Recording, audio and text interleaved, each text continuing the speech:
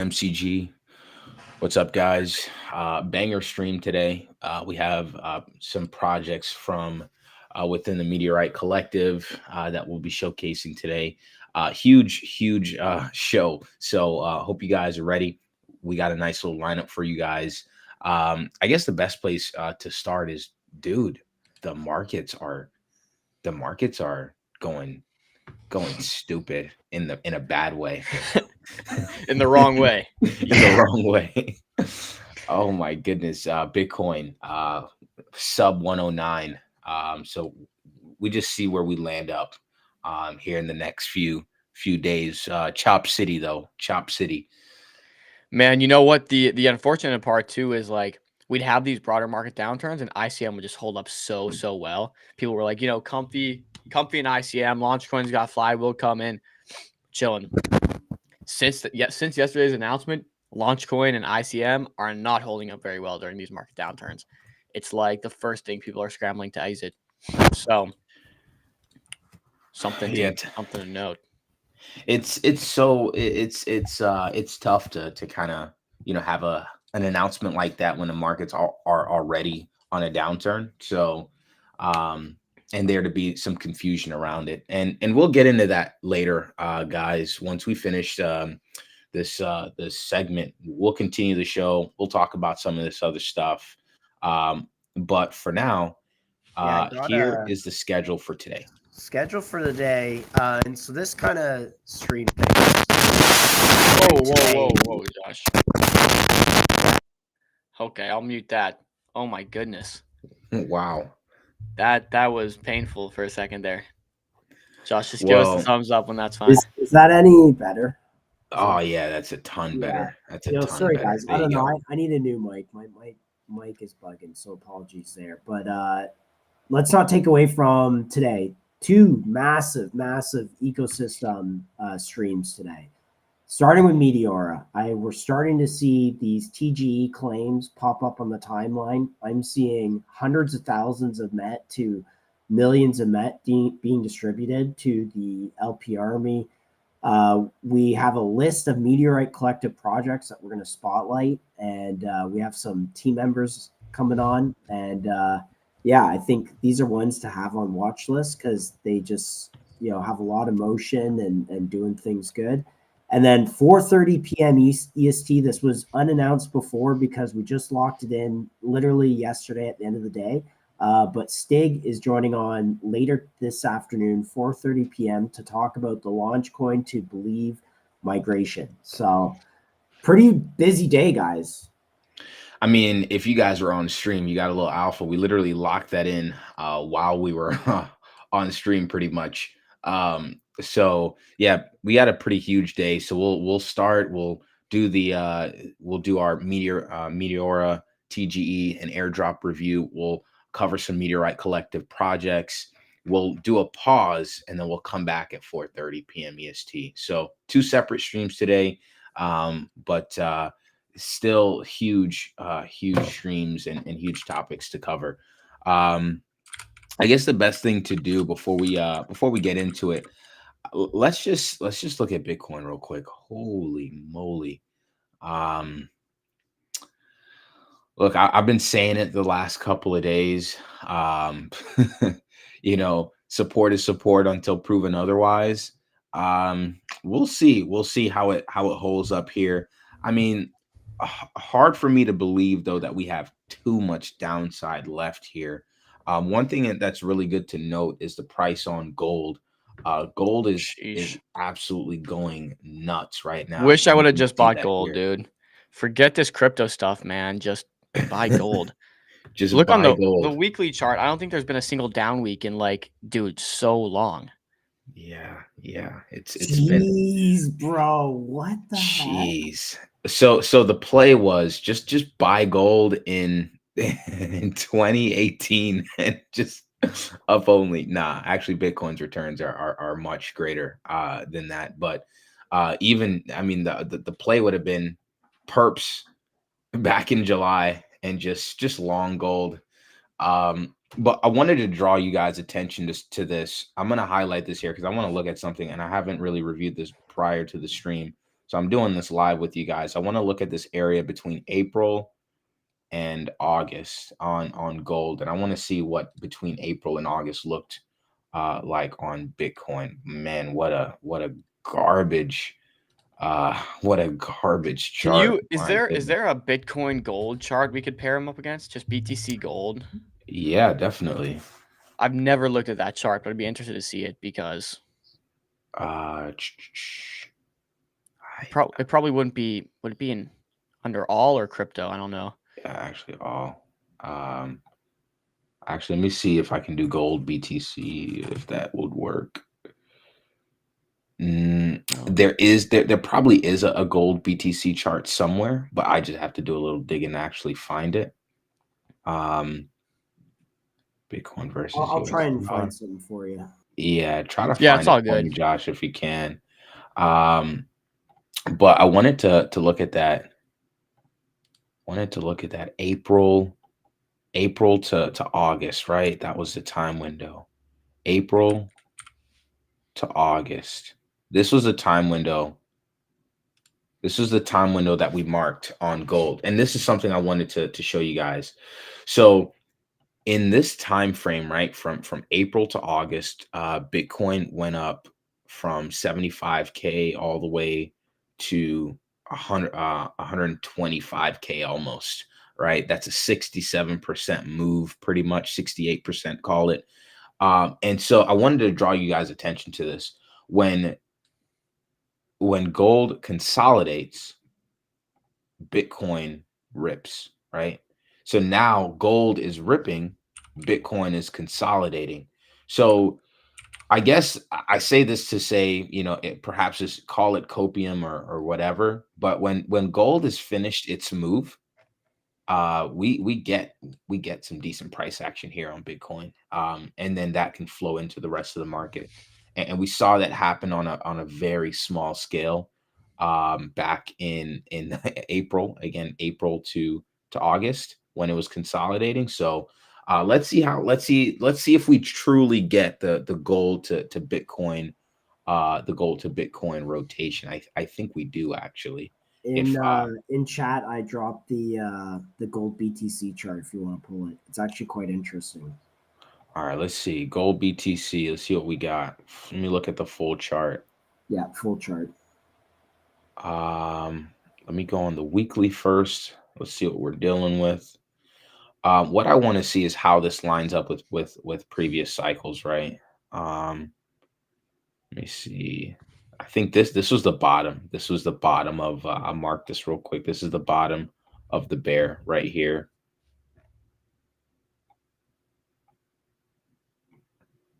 I gotta check. I gotta study this chart a little bit more.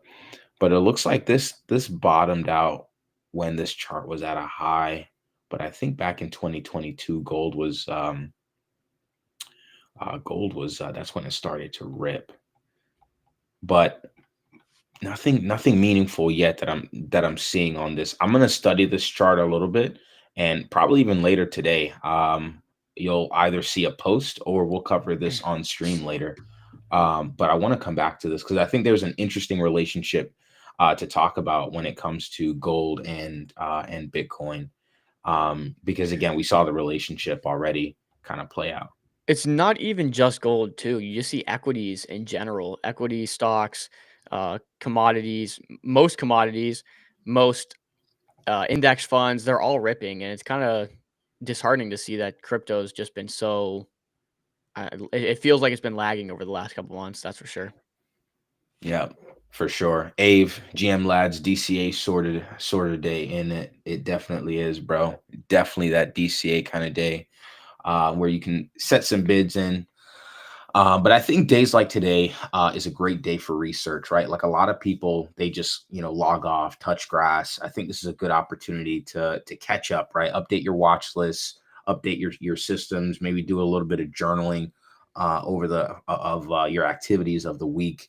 And I think that's kind of the main purpose of today's show, just kind of digging in, doing some research, digging into some projects, and kind of seeing what's out there. So if you guys want to get into it, we definitely can. Yeah, cool. I mean, if Vesper is good to go, we can pull her up and get started. I'll just give some edification, I think, before though, just to kind of give you guys an idea of why it's important to be paying attention to Meteora and Meteorite Collective, especially in regards to ICM, which is obviously what our show is predicated on. First and foremost, there's nobody pushing the ICM narrative forward more than Meteora. It's interesting. Meteora's almost got like a monopoly right now on new launch pads that are surfacing. Right. Obviously, we had like Pump Fun and Bonk back in the day, but now we're seeing Believe, Soar. I think MetaDAO is even using Meteora technology. So like so many projects and launch pads that are coming up to compete and kind of try to win over this ICM narrative are all being built on Meteora.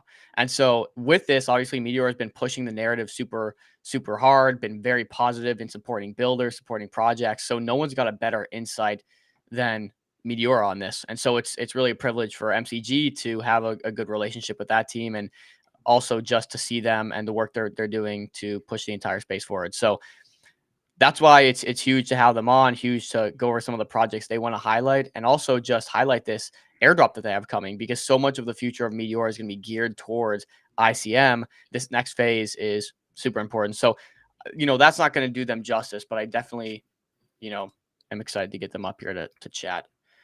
Are Yeah, we? same. No, she'll join in 15. But same, dude. Like, I mean, look, Meteorite Collective, shout out to them because they've been absolutely huge.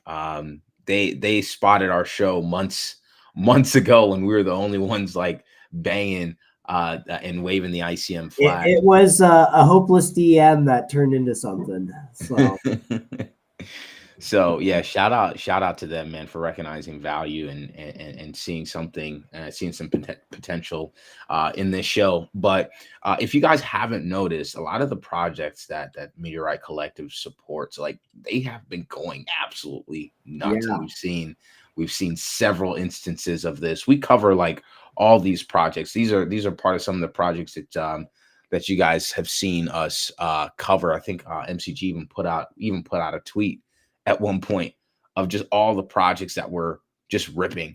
And they're all Meteorite Collective. This is one of them.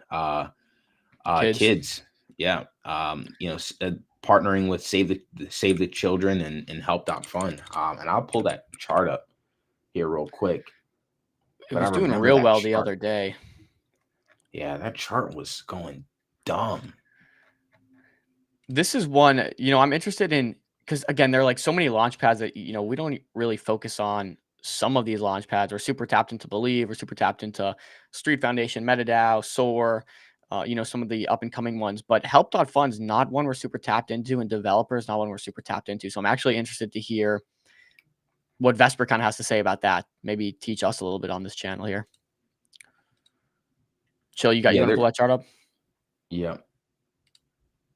So this is I don't know if this is the right one. I believe it is, 800 but something K. yeah, this is the chart. This is the chart now. So as you can see, like when it first launched, absolutely ripped, and it's just kind of consolidating sideways now. And I think some of the basically like these fees are going back to like actual like charities to help help the cause, if you will. So and I think that's the whole purpose of Help.Fund is to kind of create these tokens, almost like I feel like it's similar to bags, except the fees go to the builders that are building something, right? Like something like a tremor. Um, the trading fees are going into building, whereas on Help.Fund they're going to actual charitable causes, and I think that's super dope. That's a really nice, honestly, one of the better use cases that we've seen in crypto overall. But there's others. Let me see. I know they have other projects under their wing, such as Karma. Karma is one that we've talked about, right? And Josh, I don't know if you want to. You can show that. You can show that screen if you want to. They got Karma, they got Santa, they got a few of these, this neo banking meta. I'm even seeing on the Twitter here. This one's cool too. I'm like so unfamiliar with this, which is why I'm interested to talk about it too. But again, like this is sports capital market, which we talked about a bit with what was the name of it? Fan, With fan. yeah, Fantic. TC. Fantic. Wait. Pause. Scroll down. Is that Luka Modric? He's working with Trendex. Yo, that's the homie, right? That's the homie right there. Dude is a goat in soccer. Like I don't really talk about this much, but I am a soccer fan. I don't watch it as much as I used to. But I definitely I used to like do FIFA. I play FIFA all the time, and Modric was one of the ones I really loved playing with. So I'm like, holy crap, what the heck is he doing in crypto? But that's actually pretty huge. Kish, what's going on, brother? Welcome. So does he have a token? 913,000 views on this. Jeez. Dude, he's a legend. He's a legitimate like soccer legend. Like, um, A new era of connection between sports fans and stars. Join touring football. it was that. Oh dang, they're partnered with Jupiter, Moonshot, Meteora. Oh wow, okay. Um, there was on that video that you had. There was right if you go back, it was saying something about the partners or something like that that they had, but like within sports. Dude, they have Benzema. What? Dude, Wait, if any, where are you seeing this? you just that's him right there in the banner. That's Only Kareem Benzema. 185 followers on this. What the heck, Dude, yo? I'll say this. People are sleeping on Meteorite Collective, bro. They Yeah. find you got to remember these people are coming directly to Meteor to work with them, so they're finding like some of the earliest stage, really promising projects. Like if you're not at least keeping, and of course, like not all of them are gonna bang, but if you're keeping an eye on Meteorite Collective, like you find some bangers, dude. You find some bangers. Yeah, like so if no one knows, Cristiano Ronaldo is like one of the like generational goats in soccer right now. And Are that's you gonna do the iShow speed? Sue. So like Kareem Benzema played alongside Cristiano Ronaldo for years in Real Madrid. And so like they're like the, one of the best duos. That right there, partnerships, 230 plus partnerships.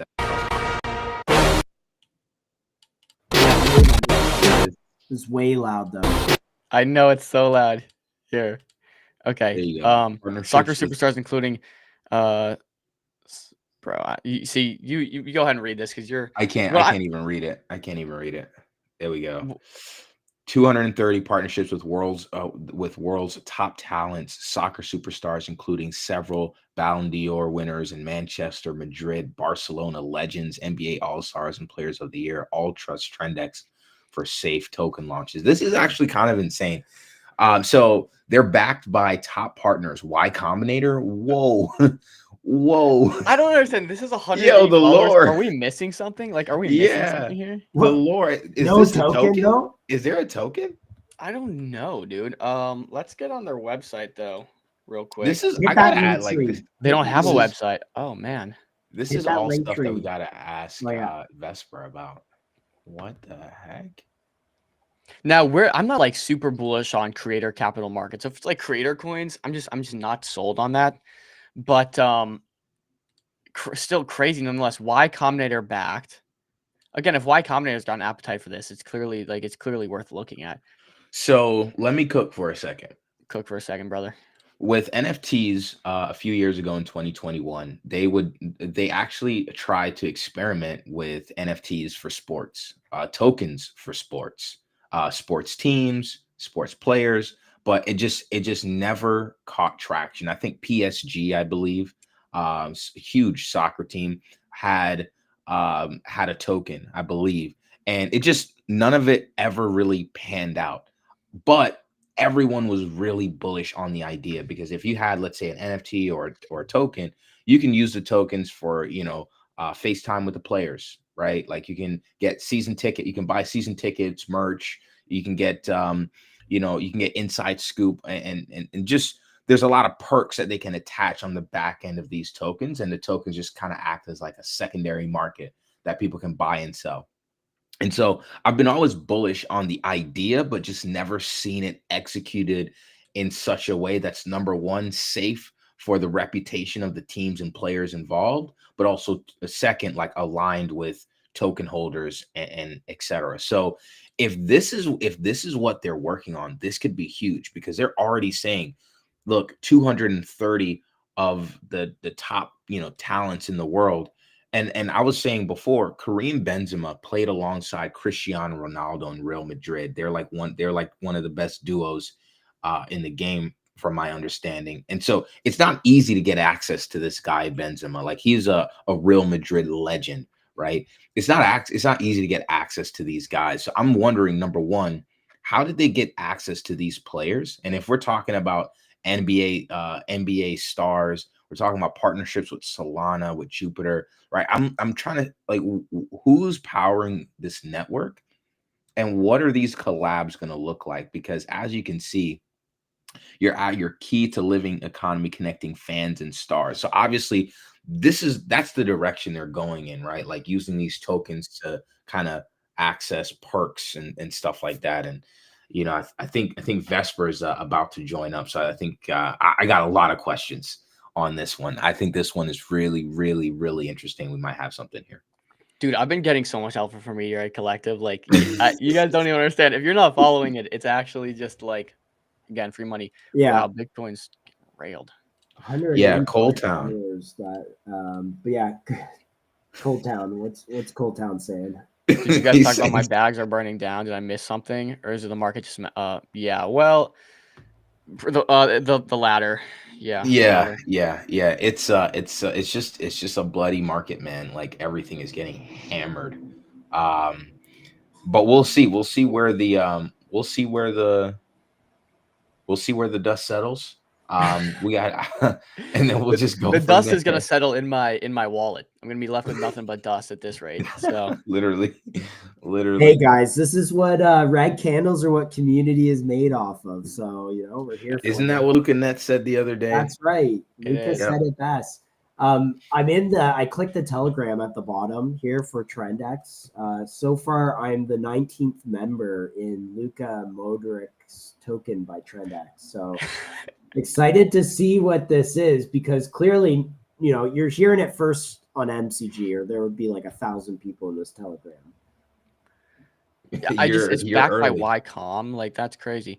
Like, also Fantic. I'm not sure if you guys saw that chart recently, but like on this sports capital market, Fantic's been ticking up, and I've been honestly like trying to keep quiet about it because I love the idea. I think it's so interesting. This like hedge fund for athletes, but the market's been ticking up, and I've been quiet about it because I kind of want to just accumulate down here. I feel like RR is pretty dang good if you can get anywhere in this, sub 200K range. But that's not a bad chart. These are two different projects. Like, one is more of a fan, or I think Vesper mentioned a talent token or talent creator. And this is more tennis focused, and they have like a tennis legend behind them, right? They have like a pretty big tennis guy that they're connected with. Yeah, talent tokens. Interesting concept, though. That's what she's got. But yeah, I mean, this is wild that this is kind of just incubating in the background. So it looks like if you go flip to my screen real quick. So this was founded in 2021. Mission is safely tokenize global talent, blah, blah, blah.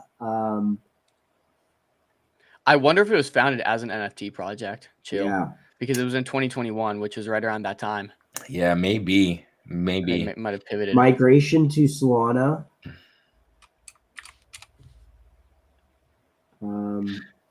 Yeah, if they've been working on this since 21, it kind of makes sense that there's probably some sort of pivot that needed to be had. But I mean, obviously they pivoted in the right direction if they got guys like Kareem Benzema, Rudy Gobert.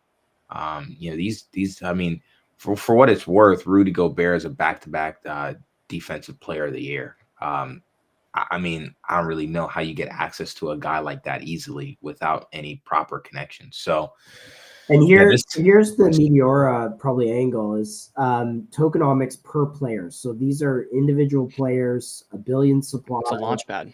The allocation to public and LP is 70%, gameplay 15%, which we'll have to dive into, and then 15% community for rewards and competitions and stuff.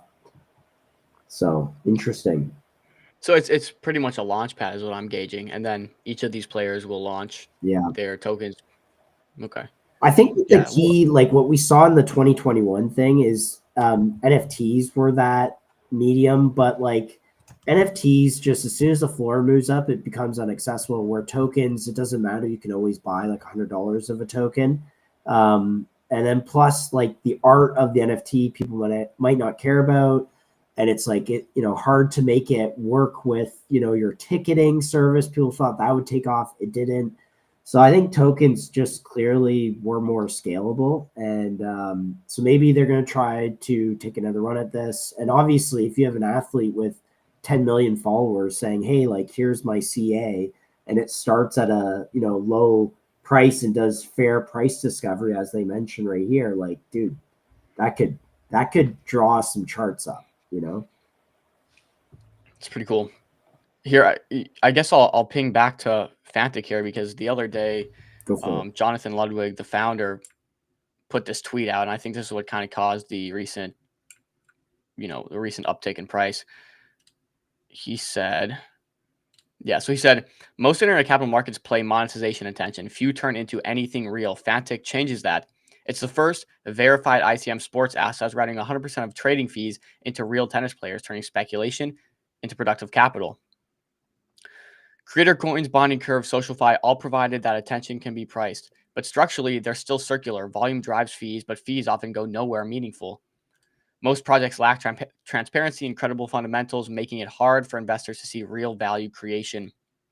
In parallel, sports investing has quietly become one of the fastest growing asset classes.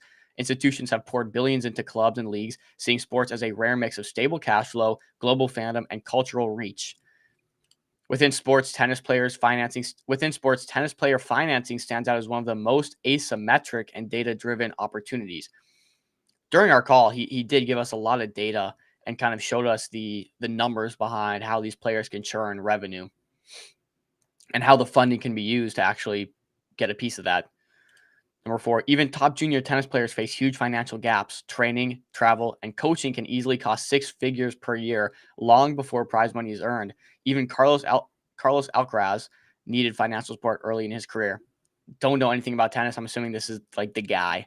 But historically, access was limited to insiders. The economics are compelling. Prize money growth is growing 5 to 12% annually. There's uncorrelated returns. Base case is 30% IRR, and the bull case is 50% IRR / 50x MOIC. Each player is vetted by experts. Only high potential talent gets funded.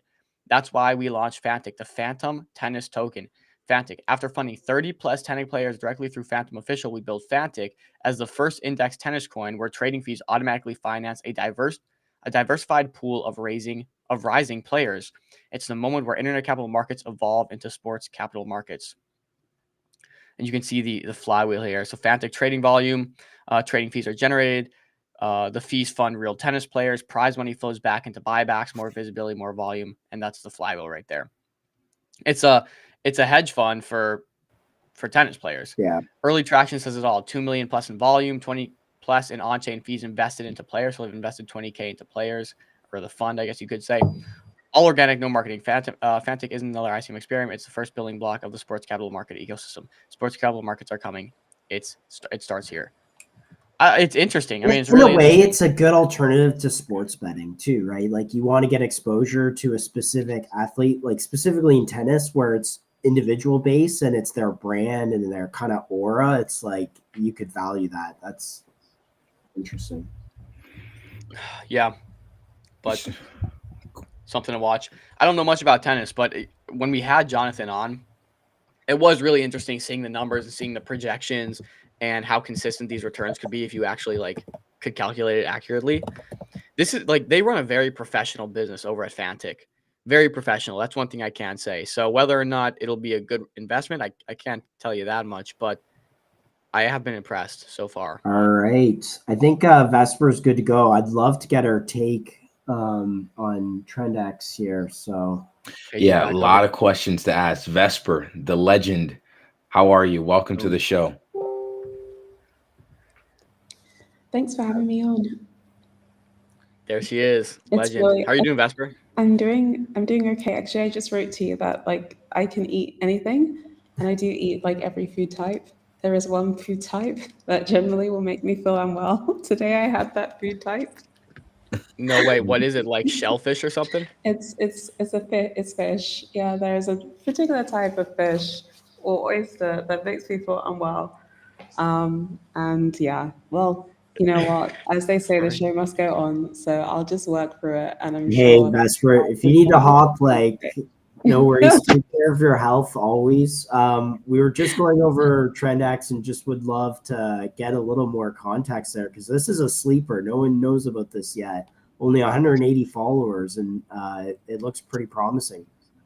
Yeah, well, Trendex is a really important step forward, I think. It's a company, a project, a team who have been building for years. As you noted yourself, they're Y Combinator backed, and their amazing angle industry is making it possible for top talent to come on chain and create experiences that are fun, enjoyable, and long term net positive for fans and the players themselves. So this is quite a unique thing that we're seeing happen. We've seen lots of projects come forward with different types of fantasy games or with tokens or with cards. We're yet to see a project that has been building for so long, has had so many great experiences with the types of backers that have been working with them, such as Y Combinator very, very early on, being built on Solana, also working with Jupiter and Meteora more on the technical side to make this happen. So we're talking about a project that's very well established in the scene. And then we're also talking about something very unique that we see happening here, where we have like real stars, some of whom are still actively playing or who are actively out there, still having a very strong legacy that's ongoing, deciding to tokenize, like deciding to figure out ways of making a Web3 career happen for themselves, deciding to figure out ways of connecting with the fan base that they have in Web3. And given the fact that they are mainstream stars who, like for decades, many of us have been watching these stars play, and for decades they've been building up their careers, we're not really seeing a situation here where people are looking for like a swan song. We're rather seeing a situation here where people are looking to like give birth to something new and figure out how to translate the success they've had in the real world on the pitch or on the court into the Web3 arena. And so I actually don't see this as being a direct follow on from, like, I guess, the trajectory of creator coins or from celebrity coins. I think we're seeing here the emergence of something entirely new. That being said, we are living like still in like the legacy and the aftermath of some of the earlier iterations of this, where people have tried, maybe in good faith or maybe not, who really knows, to kind of bring a new type of creator, a new type of talent to Solana. And so that still is in the background. But I do feel like increasingly more and more people are going to tokenize. We're going to see more of these organizations tokenize. We've already seen in like a completely different sector, the nonprofit sector, organizations like Save the Children decide to create a token to fund their operations and also to like do things to give back to the people who want to trade with them. So I think it's about time that we see this happening for sports players. It's about time that we see people taking control of the narrative when it comes to tokenizing them, because as we know, you can tokenize anyone, but they may not have any say, number one, and they may not have any control of the profits. So it's about giving these players power back as well. And then finally, it's about just moving forward into a future where tokenization is normalized. There's no stigma about it. Rather, it's just seen as a financial like asset, as it were, like a new financial primitive where you can use tokens to unlock possibilities that are simply not there when it comes to working with other types of digital assets or other types of like existing forms of like, I don't know, like capital creation. So yeah, I'm very proud of Trendex deciding to take this step forward. They've been in the space building for many years. They know the risks, they know the context in which they operate, but nonetheless, they're deciding to push forward with this vision. And so later on today or in a few hours, Luka Modric will be hopefully the first player who decides to continue his great legacy by deciding to drop a token, and that becoming a token which represents, I guess, his card in this game. Awesome, awesome. So I found this to be a really fascinating project because it's something that I'm, as a sports fan, very bullish on. This sort of crossover between sports and Web3, where and so I've seen it in the past where, whether it's tokens, NFTs are used for, whether it is time with players, or if it's maybe like pre-game, you get access to FaceTime with the players while they're practicing before a match or a game. Like, how are these players thinking about coming into Web3 now? Are they kind of using it in using tokens or cards in a similar way? Like, will it be an NFT? And are these players like coming to you guys? Like, how are you onboarding these players? Is there just an interest that like is drawing them to you guys? So like two questions, so twofold. If you Jill is a fan too, by the way. Yeah, I'm like huge into sports. I love sports. I play sports. I watch sports. So I love this. I think Kitty does too, right? Kitty, you're a big sports guy, huh? Oh yeah, I'm very excited for Trendex, and I think as Vesper mentioned, like yes, historically I think you've seen like some celebrity coins, but they were really run by some of the shadiest people ever.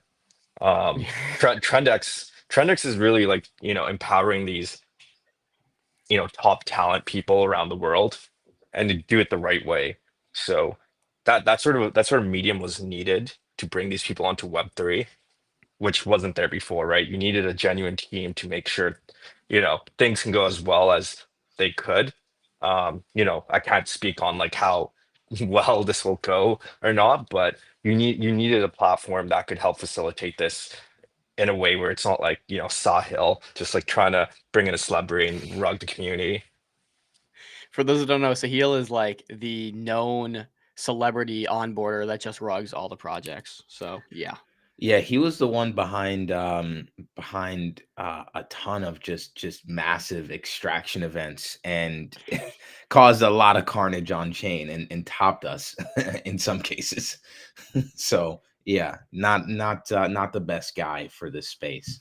Yeah, But and yeah, like you welcome. you, you see like FNFs, like the people who did Yeezy, like they were a shady group, right? Um, but Yeah. Trendex is trying to bridge that gap, bring trust to like, top tier talent who actually want to do this properly. But yeah, like once again, like no one will know how this will go. It's, you know, a new idea. But I'm trusting that they execute. And they do I mean, it have kind of they do have real legitimate backing too. Yeah, I mean, at the end of the day, like you have to use crypto as a way of experimentation. That's historically what we've been. We've been on the cutting edge. We've been the ones to, experiment with things like DeFi, NFTs, and the like. So there's so many different ways and use cases that we can, use crypto for. But at the end of the day, we have to make the first step to venture out and to actually test these things out. And I think TrendX I think we've tested this out in both good ways and bad. Like we've tested it out with like, team tokens before, but we've also had the Sahils of the industry as well. So right, good and bad ways of experimentation. But I think TrendX is kind of the V2 of all of that, like taking all of the learnings from the past and then trying to provide something really nice to players that have basically some decent clout. So how are you guys working with these players? Like, how do they plan to use these cards? Are they tokens? Are they NFTs? Like, give us the lowdown on that. Yeah, I think Vesper can touch on that piece a bit more whenever she connects, but on Meteor's side, like Trendex in itself is going to be a launch pad, right? So it's more working directly with them, and Trendex is being the one that brings in the deal flow directly and working with these players on how they want to sort of enter into Web3. Nice. I can mean, I yeah. It's Go like ahead, Dom. Meteor, it's like Meteor working with powering Believe ecosystem, right? But technically is the one who's going to bring in the deal flow and figure out, okay, how would we set up these founders for success? you guys are more on the back end. But one thing I'm interested in, because Chill was talking about experimentation, and you guys would know it better than anyone. Like I said earlier before you came on, it seems like Meteora is really becoming like a monopoly on experimentation and launch pads that are popping up out of nowhere. How does that look from like an insider back end perspective? How much experimentation is going on in the back end? Like maybe give us an idea of what we can expect to come. Is there a lot going on? I'm just kind of interested, from for your take from someone who's on the inside. Yeah, so I'll say I'm like more of an outsider looking in. I don't deal with like the technical side of things, like Soju's been doing, with DAMM, DLMMM, and all that sort of pieces. Like it's really making like the technical specs super custom, like super custom, so founders can use a different sets of different ways that they can create their tokenomics. And really empower the founders, right? I'll use PMX as an example, right? Like creating the back end for PMX was a lot of work between, you know, that team and Meteora and trying to figure out, okay, what is the optimal way to do this? And you're seeing iterations come through. Um, on my end, it's not just the technical side, right?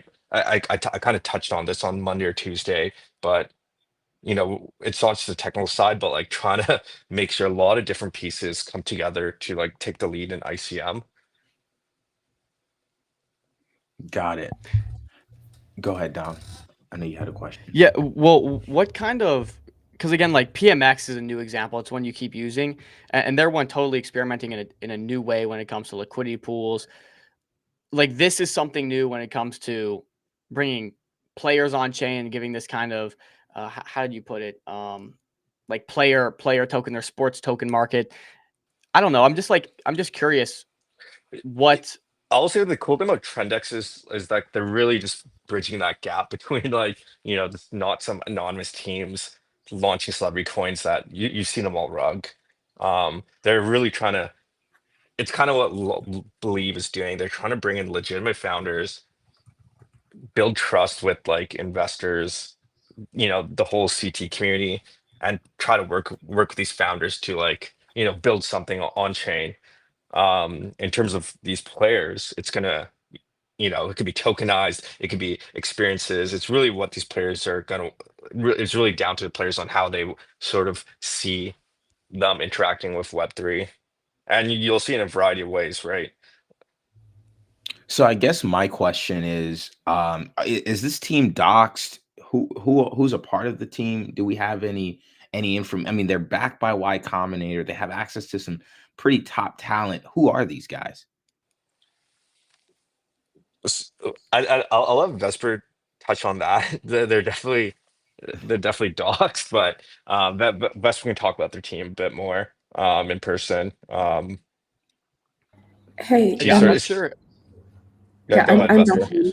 I'm back on and recovered from the nausea in the only way that you can recover from having something Oh that doesn't my sit well with Oh gosh. you. no. Vesper, you can You like can you we don't can want to force you to be on here if No, you're no, feeling terrible. Like, it's okay. It's okay. Don't worry. It's fine. I feel so much better. Yeah. So, so the legend team. for staying on. Thank you so much. No, it's okay. It's all part of it. It's kind of funny to me because I don't have any known allergies, but I have a very strong reaction to a particular food type, and I'm going to discover tonight what that oh is. my So gosh. it's going to be a really good time when I learn that. I can avoid it in the future. But anyway, back to the actual topic today. Yeah. So the team are they are doxed. If you look up the Trendex, because they've been building for a long time, you can find out more information about them. I'm not sure if they want to share the name like live on Spaces, so I won't drop the name, but like the team's very much out there. You can find talks, you can find LinkedIn profiles, you can find way more information about like who they are. And so it's a serial entrepreneur, somebody who is very known both in France, Italy, Europe, and abroad.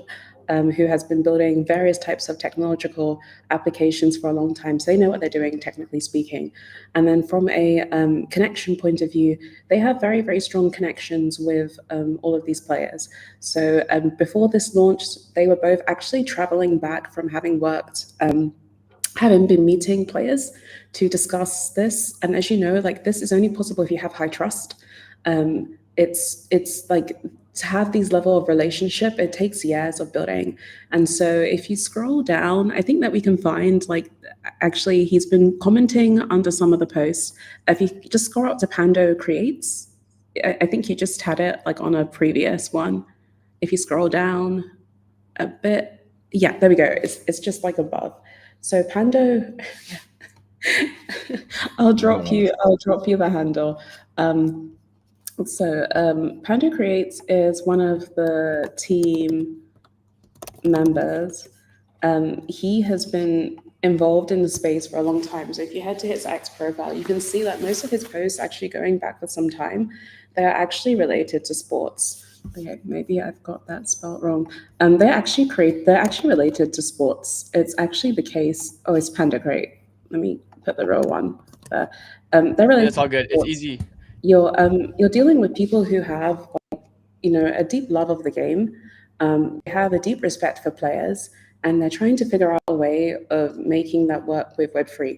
And it's actually not really an easy thing to do, because both from like a personal perspective, so people just having their human concerns, you're also dealing with people whose image is very tightly controlled. People who have to be thinking about legacy. They have to also be thinking about like various things like advertisement deals. And also many of them are representing their countries on a national stage. So you're talking about like iconic status.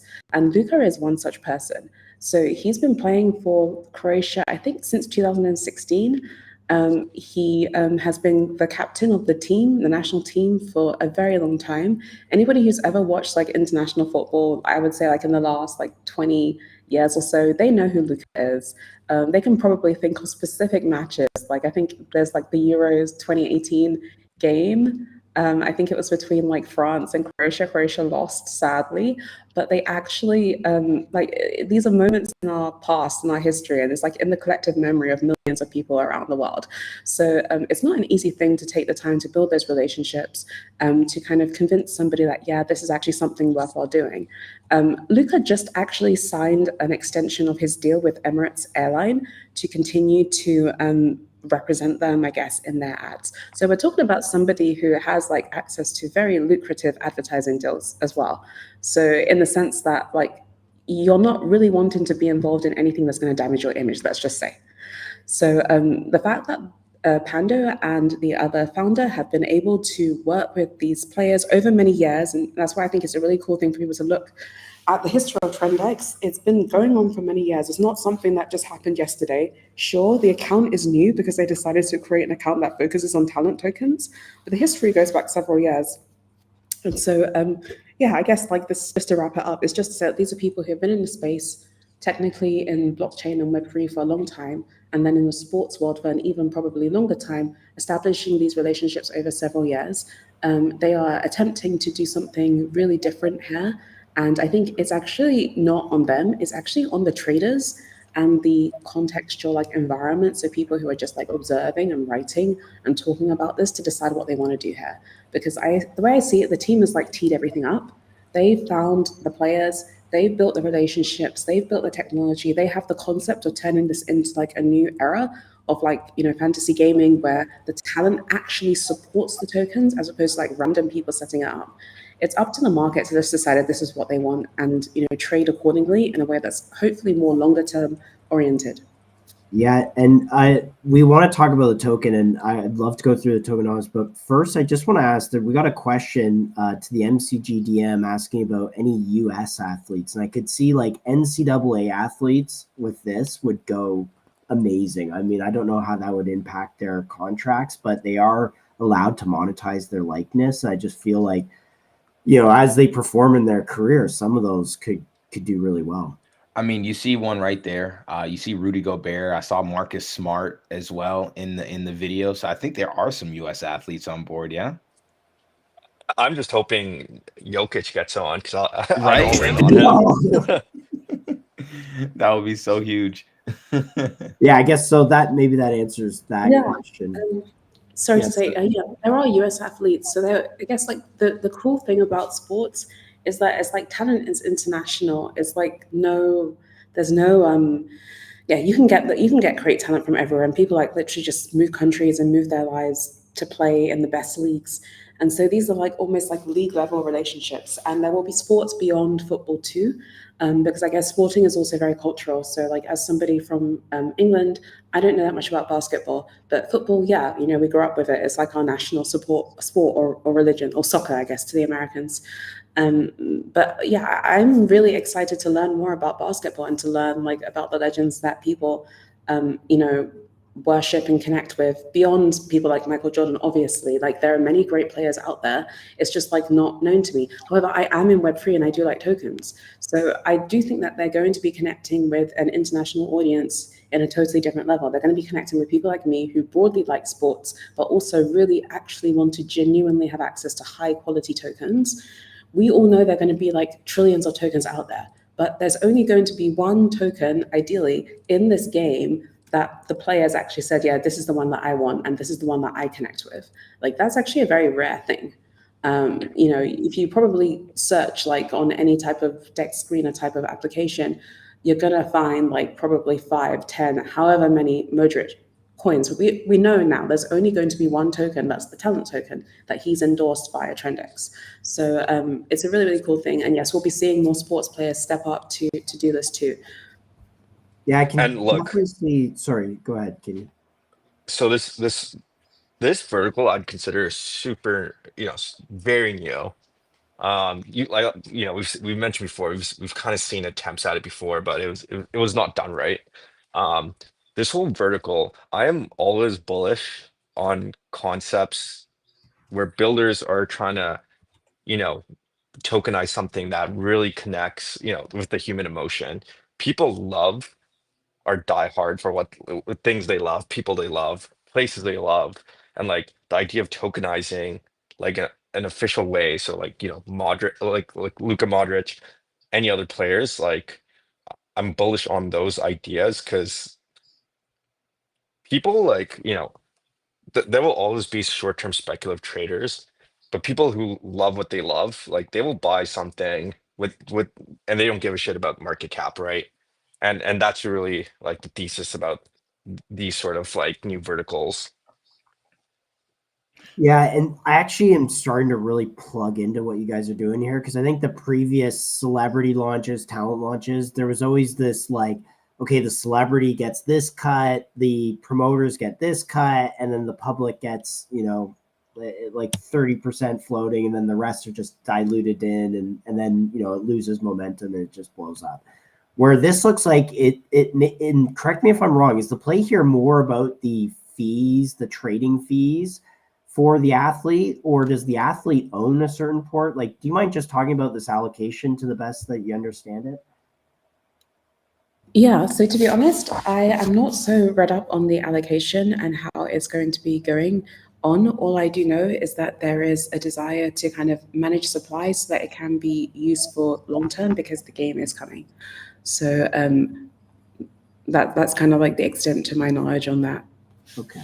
But I'm sure that like the team will be dropping like a thread which has more information. So maybe as an addendum to the show that can be reshared so that people have a great idea of like how the fee splits are working. I mean, their aim is to be very transparent about all of these things. So it's, within good reason for people to request it and for them to also kind of share how they're exactly managing that. Yeah, so maybe from just what I have on screen here, the allocation 70% to public distribution, 15 to what's called gameplay, 15 to community. So we'll see. Maybe this is one of those where the fees kind of are the business model a little bit for the athlete. But yeah, maybe this is a good clip. So we'll clip it up because that's coming later today. So I gotta pop off. I gotta leave off in 6 minutes. So I just want to touch on three quick things. Yep. So with a virus and addicted, so season 2 is coming up, and I think the concept is gonna be super cool and fun. And I'll let the team announce like how it works, but they sort of teased like, gang wars and all that sort of pieces. But I want to touch on the virus team because I think prior to Addicted, they were kind of looked over, um, just like based on looking at the market cap, and that team is super cracked. Like they have the mindset of real builders, and just to clarify, like you can have a mindset of real builders, but as you build things, some things may not stick. You just got to experiment, right, and see if you find product market fit.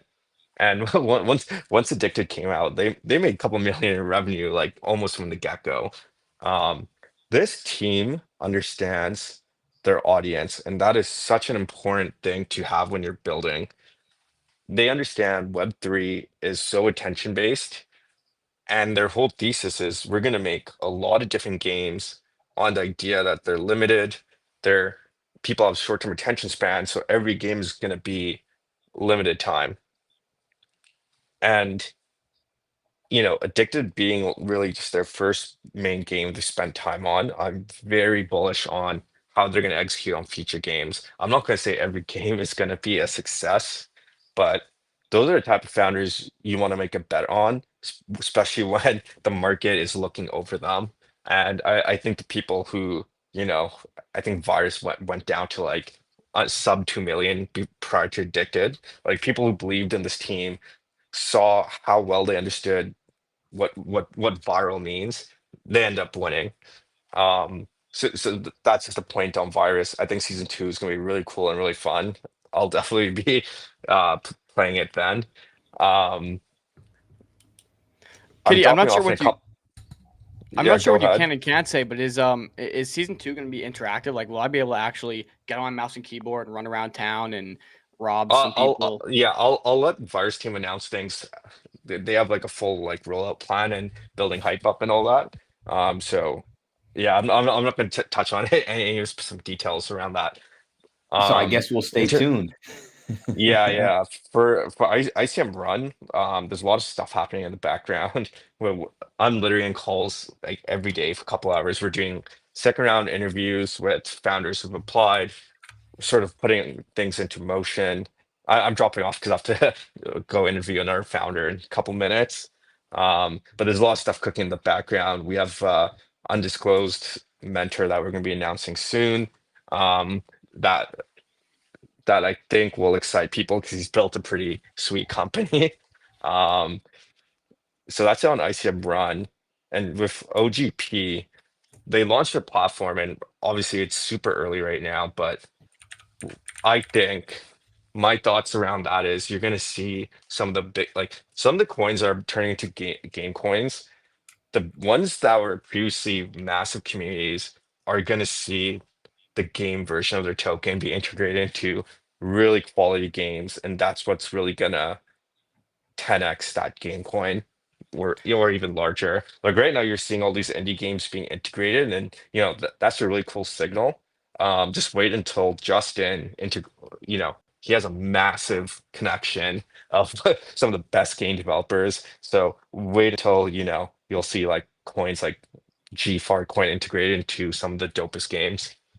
Yeah, I can't help but think that the risk to reward is pretty dang good on that. Like these guys have vested interest in seeing like GFAR Coin succeed. I don't, of course you can't put any, you can't say anything is going to happen for certain, but like I have a hard time seeing this not perform well. Yeah, like it's a new primitive and it's still early, but like I tell people, you can't judge things on just what you're seeing right now, right? There's a much bigger vision that's going to be executed on, and that's really what ICM is, right? You're betting on the founder executing. I think Justin's talked on a lot of different, spaces talking about the grander vision, and he has deep industry experience and connections. So you just can't fade that. Kitty, it looks like you got to run. It's about to turn here to 1 Yeah. p.m. Maybe real quick before you go quickly, what are the 3 projects you're most excited for? It's gonna be very tough for you, but I want to hear it. I'm excited for OGP, like hands down. Yeah, Meteora. I really it's the same projects. I'm excited about PMX because it's such a crazy vertical. I think Vesper, once I jump off, Vesper will talk about like some other projects. I think neobanks they have a space that they're growing on. Um, yeah, like I could go on and on. Obviously, I'm most excited about ICM Run. There's a lot of stuff cooking in the background, and people will see how things pan out over time. Bullish. Thanks, Kitty, man. All We'll right. respect your time here, Yeah, bro. thanks, But guys. See we'll ya. talk soon. Bye. That was awesome Okay, for him to Vesper. drop in to drop in. Yeah, Vesper. There's so much cooking on your end. Like it's insane. I almost forget. Kitty starts going through OGP, PMX, addicted.fun, these fart coin game coins. It's like there's so much going on. You almost just get lost in the sauce. Yeah, it's very easy. It's very easy to get to just get lost in everything. Dude, I'm It's I actually looked up Trendex. I'm doing a little DD on Trendex. But I'm excited to look into that one a little bit more. Dude, sports is like my thing. You guys don't know this about me. I don't think we've touched on this yet, but sports is like very, very close to my heart for real. Like basketball especially. So to see them like partner with guys like Rudy Gobert, Marcus Smart, and typically, in the NBA, when something is profitable for a player, it tends to spread around pretty quickly, right? Like you saw, Michael Jordan and the shoes. And so, brands like Nike, Adidas, they started to partner, and that just kind of became this operationalized thing around athletes and their shoes. I mean, I think, tokens, this could be another vertical, right? Like shoes, like merchandise, like sponsorships and stuff like that. This could be something that's operationalized if it works out with the likes of Rudy Gobert and Marcus Smart. It could bleed into other players in the industry as well. So we'll see. So I'm rounding out some clips and notes for this. Can we just double down on virus? Can we pull the chart up and just go virus Yeah. ICM.run and G Farcoin and Yeah. just do kind of a deep review on I those got two? virus up. Okay, Yeah. cool. Bang, there's virus. We actually called out earlier this week, maybe, or end of last week, that sub 10 mil area was where we Yeah, that were. was Dom. Yeah, Dom mentioned that. He was I think last week it was still kind of in this area, I believe. And Dom was like, "Look, I'm sub 10 mils, like your entry," and basically, that's kind of where we're at right now. That's where we were on the 10th, shortly after the flash crash. But yeah, definitely high R&R areas, especially like you can't fade Kitty either. You Dude, Kitty's a cannot beast. fade Kitty. Yeah, like Yeah, literally. let's reiterate the alpha that was dropped on stream today in the last like 3 minutes. Crazy. Yeah, so basically, I'll just run through that again. So basically, virus, first and foremost, we'll talk about this since we got it pulled up on the screen. Virus is Addicted.Fun's newest game, went super viral. They made like $3 million in the first week. It went crazy. Now they have like 800K war chest dedicated to buybacks. My thought here is they probably defend the floor around these ranges. So anytime it dips, I would say, it's likely that you get the team actually buying back as exit liquidity. Kitty just said, they're about to roll out season 2, which is going to have a whole nother feature and dynamic to it rather than just season 1. I had it pulled up and I shifted over to OGP, but it showed season 2 was coming for Addicted.Fun. Okay, here. Share this tab. Perfect. So you guys got to remember this is happening fast. They said season 1 was designed to distribute the in-game currency, and now season 2 is going to be the key to dominate the cartel. So the currency was distributed. Now it's time to actually, I guess, play the game really for what it was made for. So excited on that. What else? He talked about ICM.run quite a bit. He said some massive things cooking, massive announcement coming. He said there's a huge mentor that's about to be announced. So just stay tuned for that because it's going to come soon. So he had to literally jump off a call here to go for ICM.run call. So they're clearly just working like horses over there. So I'm excited about that. What else did he mention? He mentioned OG Protocol. What's up, Joe? Yeah, he mentioned OG Protocol. Joe, And I got G Fartcoin. I'll pull up G Fartcoin real quick. Is there anywhere to Um, see how much is staked in G Farcoin? I yeah, on their think websites. so, on the But I website. think how it works is, and I'll share their website too. Chill, you can show the screen, but whenever you guys want. I think how it works is you stake to show interest, and once you hit the goal, hit the cap, they just give you back, or they give you back your stake token. Is how I understood it. Some messages yesterday, but I can't be 100% certain. So yeah. Okay, so look, there's this one. I don't know what this is. I've never seen that token. But ICM.run has bonded. Fartcoin has bonded. Fartcoin has the most attention, 700K market cap. Again, the bet here is if OG Protocol is successful, Zoom in if you can. and yeah, let me do that. the bet here is if OG protocol is successful and people will want to earn the game coins of the most popular tokens. And of course, the communities will play that. Kitty just hinted at integrating. He said there's some indie games integrated now, but Justin's got connections to the entire industry when it comes to gaming. So do we think it's just going to stop at indie games, or do we think, there's a good chance we get the Battlefields, the Fortnites, the Minecrafts of the world to integrate and get these fart coins going now that people can play their favorite games and earn money? Does it stop at indie games, or does it go a step further? I don't know. Based on the conversation we had with Justin, I would say Justin has no plans of stopping at indie games. I think one takeaway I got from our call with him was he said specifically the issue with Web3 gaming is the games just suck. The games just suck. So I think a big focus of his is like, hey, we're not going to be limited to the indie games and the games of Web3 that we're used to. It's like, no, we want to get this into the most popular games. And that's how Web3 gaming actually works. It's not that you make a game, a crypto company makes a game. It's that you integrate a token into pre-existing popular games. So I think, like a bet there is if you think the Fartcoin community is going to be playing a lot, if you think Fartcoin is a popular token, like the bet here is the attention flows to the game coin, the G coin. And So is there any way to see those 73 games that have integrated it? yeah, I can play right here and we'll see. So it's super simple, and I'll just go back so you guys can see that right there real quick. Wow. So look, I see the coins that bonded. Now, if I want to earn any of them, I get a list. So do I want to earn ICM game coin? Do I want to earn to Showcase game coin? Do I want to earn fart coin? I want to earn fart coin. Let's see what kind of games are integrated into the G fart coin ecosystem. Okay, I can click, and then here it'll say play to earn. I can earn fart coin, and let's see the options here. So Fart Empire is one of the games. Fart Cities is one of the games. This game is one of the games. But yeah, so like here are all the games. You can see them. And you can see the rewards dedicated to each one, right? So you can earn $175 for playing this game. You can earn 377, 2,900, 4,400, 5,000, 83,000, Dude, this is 105,000. Okay, wild. that's nuts.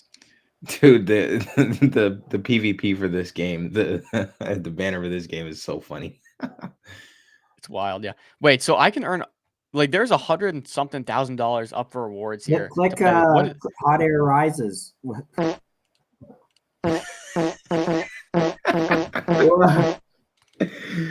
okay, Stronger Sphincter. Okay, this is a clicking game. This is the game that you can earn money from. It's just clicking. I gotta automate a clicker. Convert farts to points. The clip's gonna be great. You just scored rewards. Come back tomorrow to see how much you earned. Okay, so literally like that's this game. Obviously, again, like it's an indie game. The goal is to integrate into more games that are playable, that are fun, that are exciting and interactive. Let's see, Fart City. You can earn $83,000 in the reward pool for this, and I believe it's distributed. So you stake to basically activate these, then you earn money, and then the dev can enable how much money is earned for each game. Like, and again, there are docs on this I would have to read up more on. But let's see, Fart City. Select a wallet. Can I try without a wallet to show? It's network cities here. I'll just pull up network cities. I was playing this the other day actually. So you guys have seen how these games work. Come on, you can build houses, grade. Let's see. I'll upgrade townhouse, build a townhouse. Throw it over here. Custom resources. Oh, am I not screen sharing? Not Embarrassing. Embarrassing. You guys see it now? Yeah, cool. That's actually pretty cool. So yeah, that's actually pretty cool. So if I want to build something, let's see. I want to build a house. I just built this one screen so you can see inventory. Like we all know how these games kind of work. I can upgrade stuff here. Move it around. Right. So this is one of the games. This is more fun, I think, than the clicking game, to be honest. Let's see. Is there I think upgrading the G fart coin in this by chance? or was that game Say again? listed? Is there any call out to G Farcoin in this, or is the game listed on OG Protocol like a kind of a separate version of this? This is just Network Cities. I had to log in with a wallet to play the Network Cities or whatever, but I think it's just No, the I same know. thing except you just earn I Farcoin don't know from if you can hover over like on the left there. I'm just curious if the developer is tying in the opportunity to earn those GFAR coins within the game that you're playing right now, right? Or if this is completely separate. Like on the left. Yeah, there's like a big Hover over the left. Yeah, what's that? Oh, okay. Game rewards. So you earn points, and I would imagine these points are convertible to, let's see, view rules. Users are eligible for rewards every day if they're holding at least 400k cities. So yeah, this is just a cities token, but of course, Yeah, like okay. it's a game. Top 5 players in the group. Daily rewards are for the top 5 players in top group on the leaderboards at the end of the day. 5 default groups. I guess this expands as like more players kind of come on board, but Yeah, I mean the key here is I'm curious to see how game developers like incorporate this into the game from the game side, right? Like we're looking at it from OG Protocol side, pushing to the game, but I'm wondering if in the game they'll be like, oh, here's this G Farcoin thing or whatever, right? So And I think that's the beauty of this. This is only 1 day in. Like he literally just pushed live. What was it? Yesterday or the day before? My days are kind of yeah, like merging together. But it was just recently. this week. Like it was within the last 48 hours that he just launched, soft launched this whole protocol. So knowing that he has a bigger network, I'm interested to see what other games get. Like imagine like I don't know if anybody played like a RuneScape or something like that. Like imagine like an MMORPG, like where you can actually, instead of earning like virtual like coins, like you earn like actual assets, right? Like a GICM or something like that. I think that's the goal. I think it's like, hey, I want to hop on a Fortnite. I want to hop on a COD and play COD and be able to earn Fartcoin. Like I want to just play my favorite games and earn money, and that's like the unlock here because it's so hard for gamers to actually earn money. And this would be a Do way we to do that. see do we see this by any chance? Like, I don't know if anyone's taken a look at this. I'm gonna zoom in so you Wow. guys can actually see. We know that they're backed by ICM.run, right? We know that, we've covered that. We know who the CEO is, but take a look at some of their angel investors, bro. Sui founder, Evan Cheng, uh Eigenlayer, ex Eigenlayer CSO, Calvin Liu. You got ex Binance, Calvin Chu. You have OKX CIO, Jason Lau. You have ex Coinbase, now Kitazawa. Like these That's are, Sora. Wait, real quick. That's yeah. Sora Ventures. That's not like Sora, like OpenAI's thing, right? I No, don't that's. think so. I see Alliance. That's Yeah, huge. Alliance is huge. Yeah, I was just like kind of looking through the website, and I didn't like I don't think we've even touched on this. I don't think I've seen anyone touch on this. In fact, I'm about to take a screenshot and put this up in a post today, covering this, because yeah, this is huge.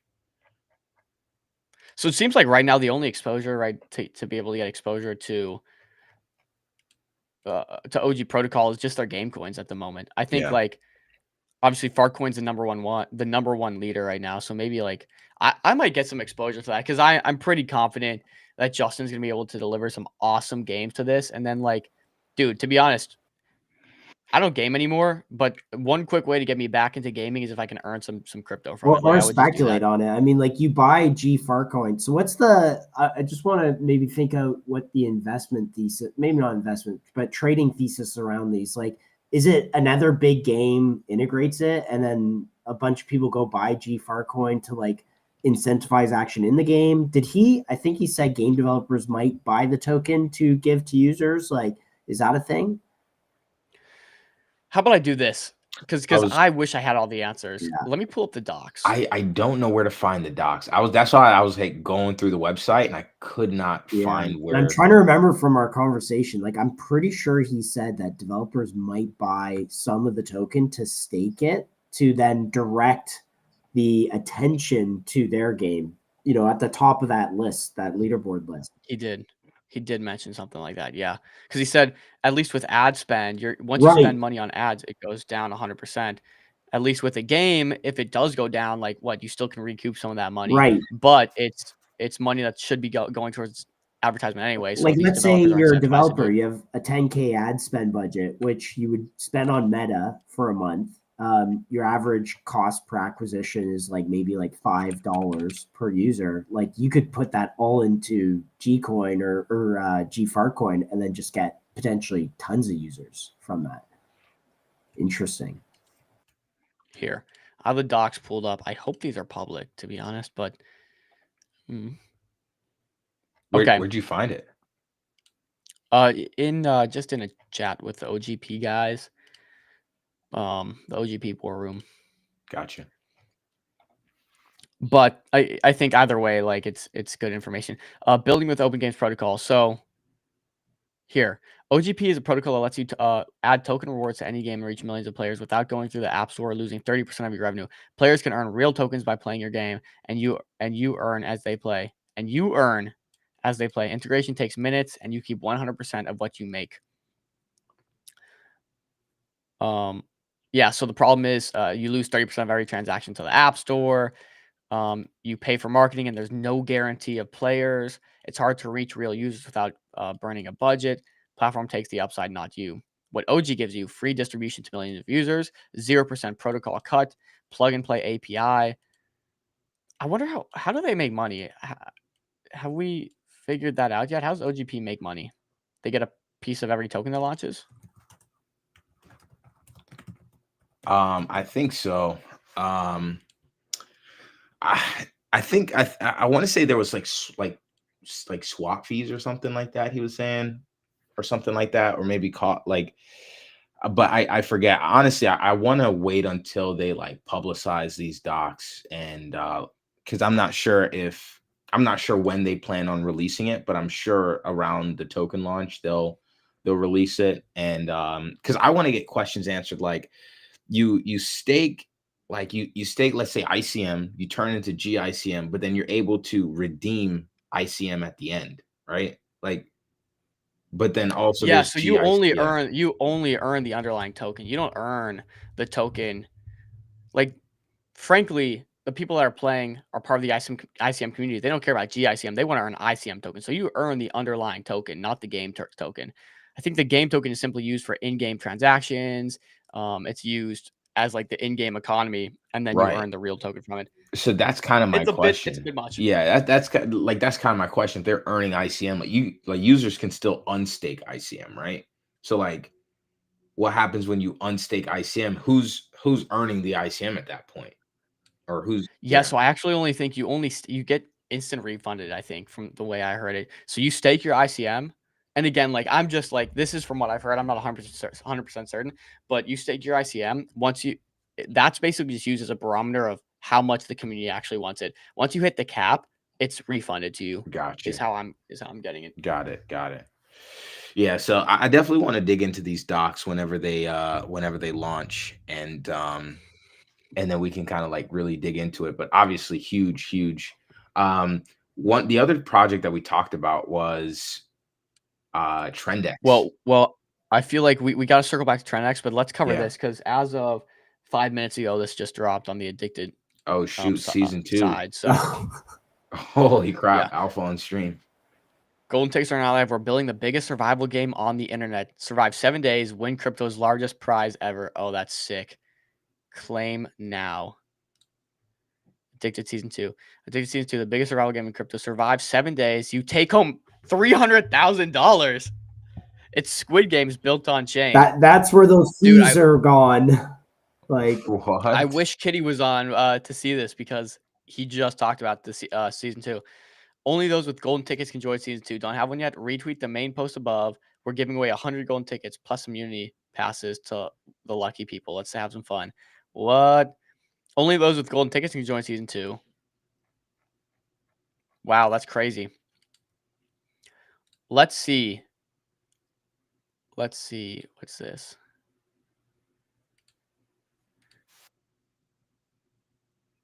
I think I got to share screen if you clicked off. Can you see it? Yeah, we can see it now.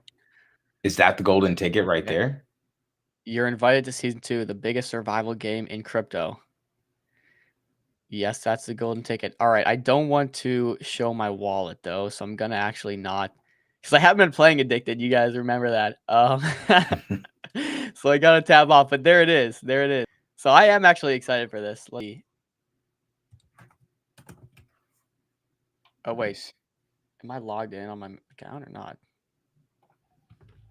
Hold it down, guys. I'm gonna check this out real quick.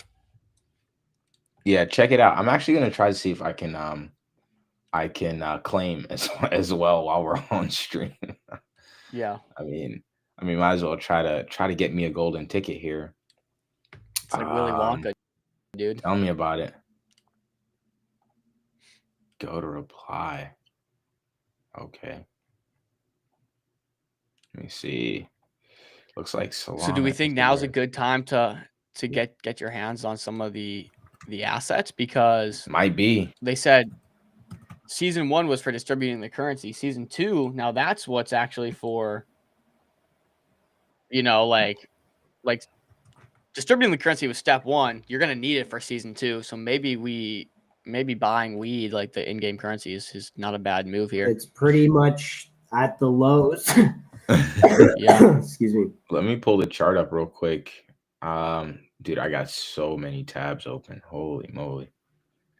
Let me see. You're invited to the biggest survival game in crypto. Secure your immunity on X. Share complete. Welcome, Dom. Wait for approval from the official X account. Golden ticket for Addicted. So this is this is the chart. It looks bottom for what it's worth. I mean, shout out Dom for the calls. Sub 2 mil. You're welcome. You're welcome, guys. But here it is, sub 5 mil. Okay, I gotta download the ticket first to get this immunity. Addicted golden ticket.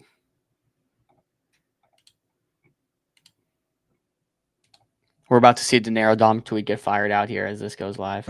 Let me see. Boom. I'm gonna try to do the same. I don't know what this the signature is, but gonna post it anyway. Okay, let's see. What are the steps on their Twitter? Because I'm gonna do this real quick. Golden tickets are now live. We're building the biggest survival game on the internet. Survive 7 days. Win crypto's largest prize. Claim now. Addicted season 2, the biggest survival game in crypto. That's awesome. Whoever wins this 300K, bro? Like that's nuts. That's gonna be crazy. That's gonna be Squid huge. Games built on chain. Only those, bro. Imagine like if I was a real deal gamer and streamer, bro. I would absolutely stream myself playing this game to be that #1 spot, bro. Because #1, if you win, you're gonna get a ton of clout just as a gamer. And #2, like that would just be awesome competition. Yeah, Bro, remember only what was those- it? Dookie Dash or whatever. What was the company? Yuga Labs did it. It blew up, and they gave out like hundreds of thousands, if not millions of dollars. That's how RNG got pilled into crypto. He won the Dookie Dash. That's so and then he crazy. started getting into crypto ever since. And arguably, this is way better than whatever Yuga's put out. Dude, check out this these stats. 2 mil views, 200,000 packs sold, 50 mil trading volume, 26K active players. That was just like season 1 too. So like I'm excited to see what they do here with season 2 and a 300K pot.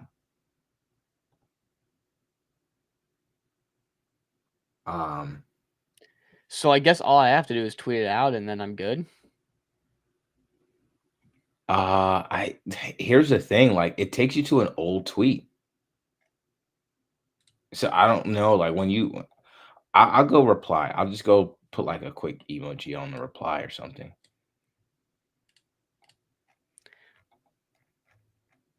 Might as well comment here. We're ready.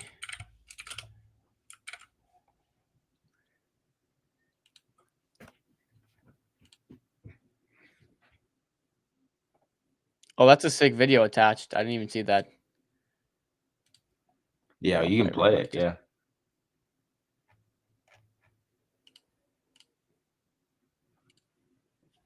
No volume.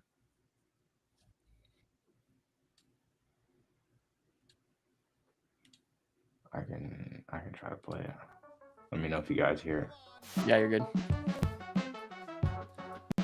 boom, boom, boom, boom, boom, boom, son. We got another unicorn poop. Let's go. So if we click on If I can play customize, this game, bro, I there's a might random stream it. aspect from to this, MTG, which bro. makes it That'd really, be really cool. I have now become the Microcap number one gaming. drug dealer on the blockchain. That is right. I am the greatest drug dealer on Solana. Okay. Give me the K. Give me the K. It's another Yo, what is that host?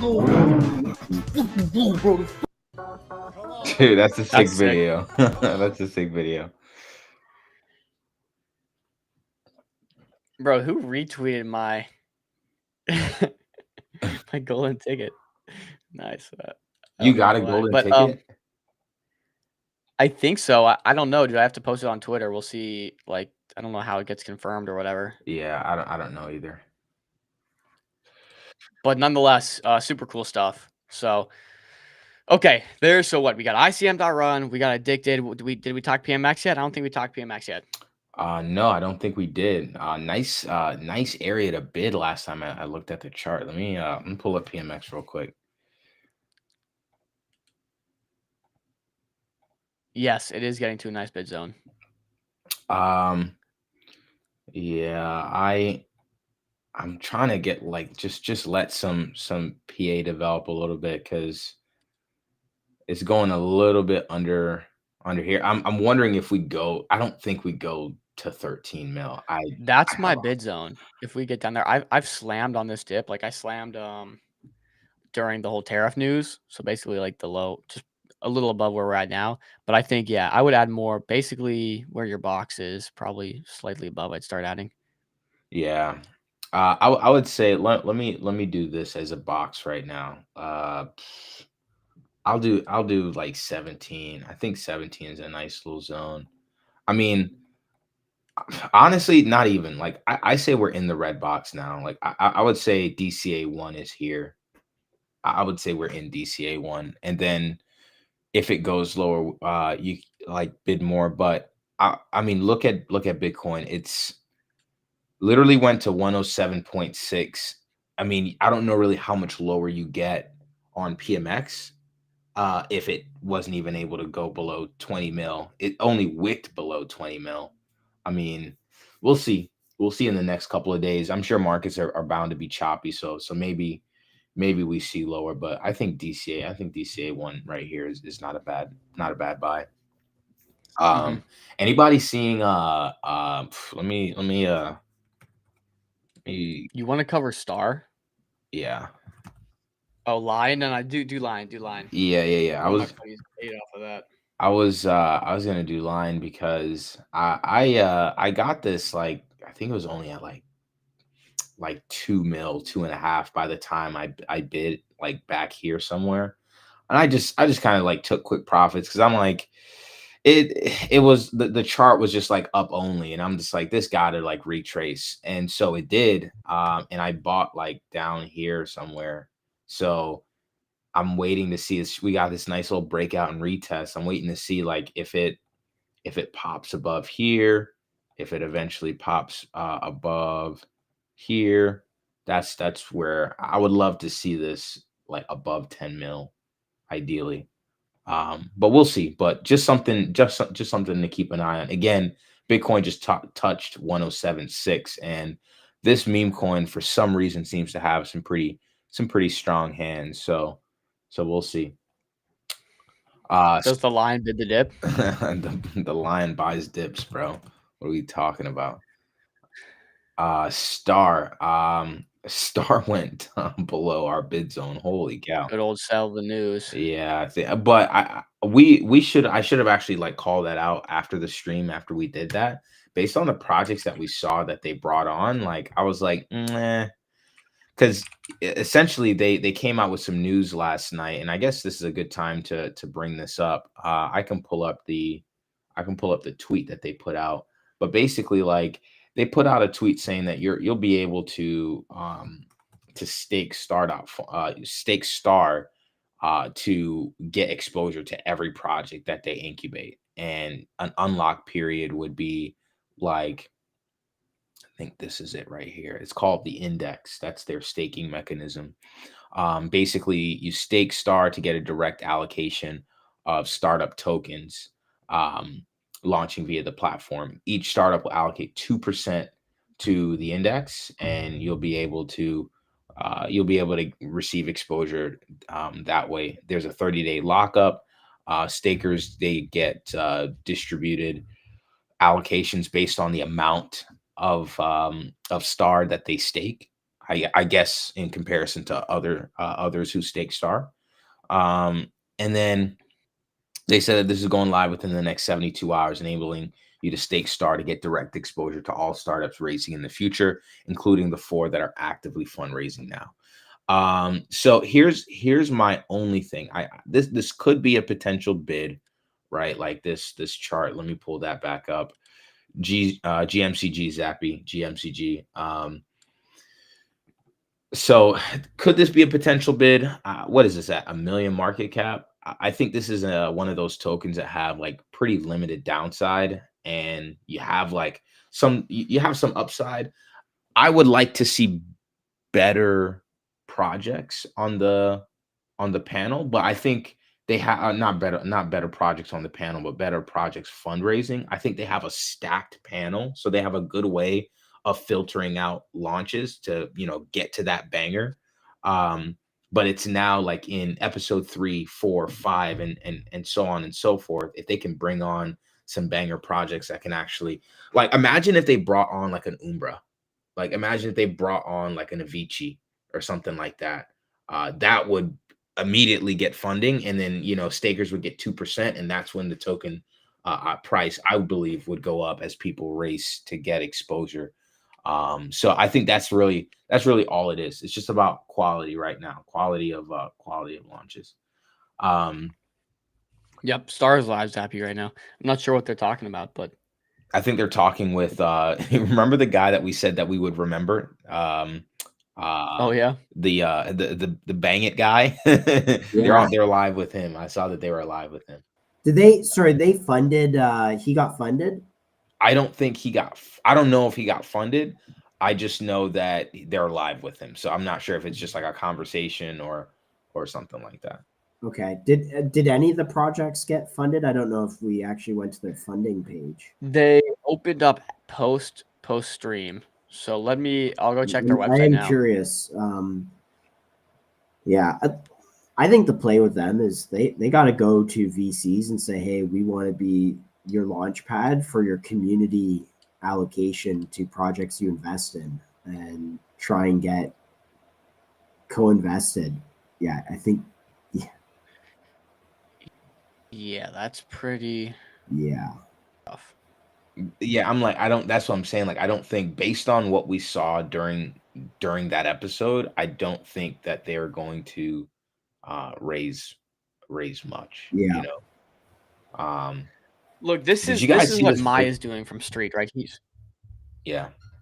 Go cook down. What's up, Jill?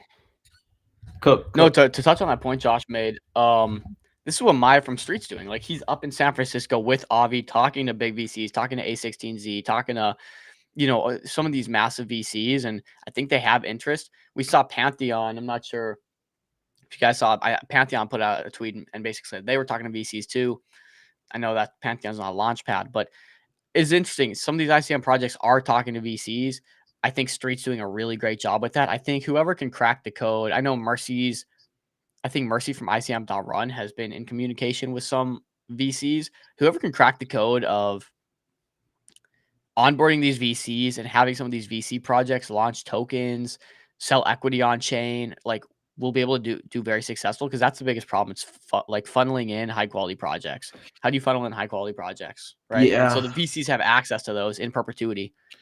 I mean, I guess it's just a matter of carving out a deal that can be a standard, right? Like, equity has been used for like hundreds of years, and they have just basic deals. And I'm sure Josh knows more about this than I, but they just have basic ways of doing business, right?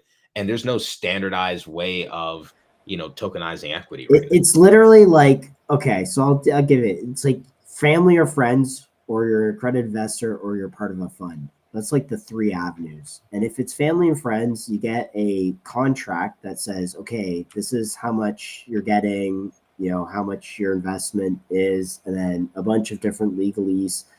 And then when you sign it, 6 months later in the mail, you'll get a physical share certificate. And then you take that physical share certificate, and let's say you have a liquidity event, because I actually did a private investment that did get listed on the Toronto Stock Exchange. And so I got my share certificate, and I was told, okay, I have to put it in computer shares. I think computer shares, CompuShares, something like that, which is essentially a custodian that says, okay, we take your paper certificate and then we turn that into shares in your brokerage account, whether you're with like TD or RBC or whatever, Ameritrade, etc.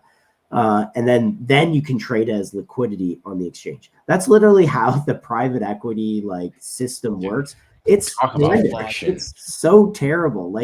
And I didn't digitalize my shares and put it in my brokerage account, honestly, because I thought it was so archaic. And I'm like, this is stupid. I'd rather it's not worth it to me, honestly, the time and effort. So yeah, that's literally the process. So I guess this actually brings us to my next point. Let me share my screen here. Let me share my screen. I don't know if you guys saw the news that dropped this morning about BlackRock. So BlackRock will launch a Genius Act compliant fund for stablecoins. So I think the Genius Act, but most importantly, the market structure bill that we're about to get from the SEC, I think that will give us a better idea of how we can create this, whether it is like standardized deal flow between Web3 and VC, and that will be the beginning of how we can kind of shape this frictionless moving from paper certificates to just being able to like bang on chain, be able to create a secondary market around.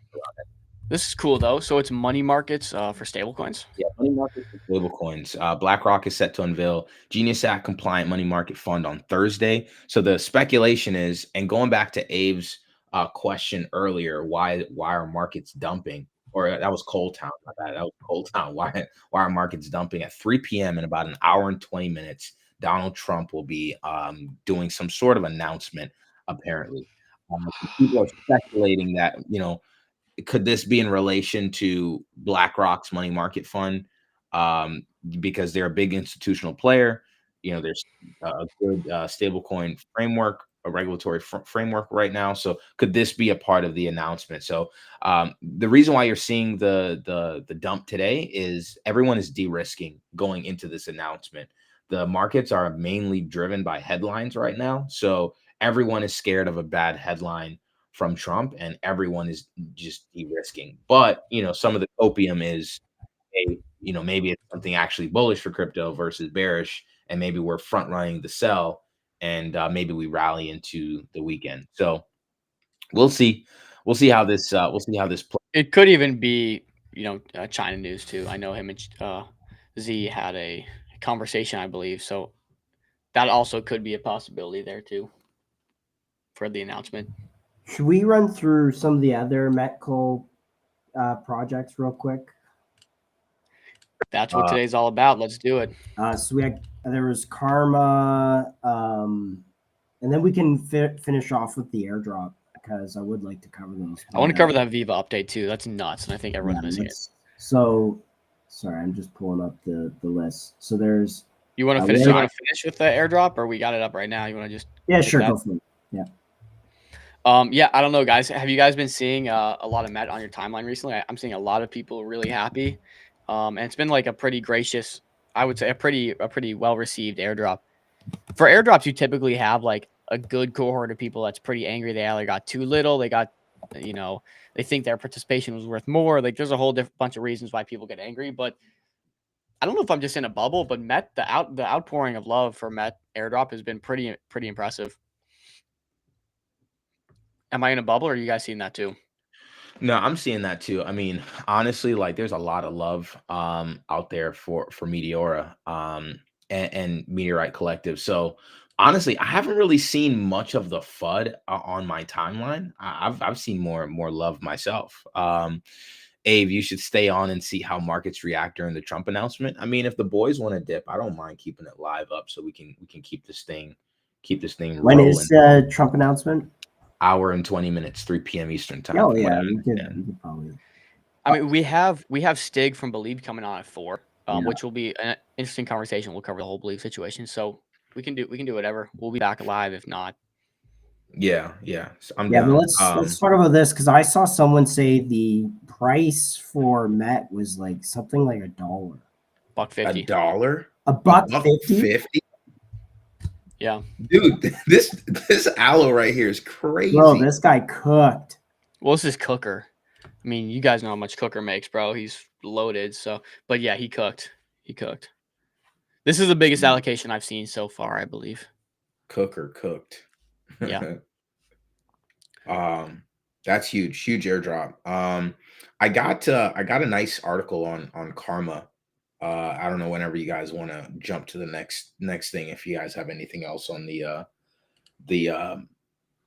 Maybe just search the Met timeline real quick and just see if there's others and what's if there's anything on X. What people let me say. see. I got it up. You can share my screen. Oh, look at us. MCG Oh, right at the top.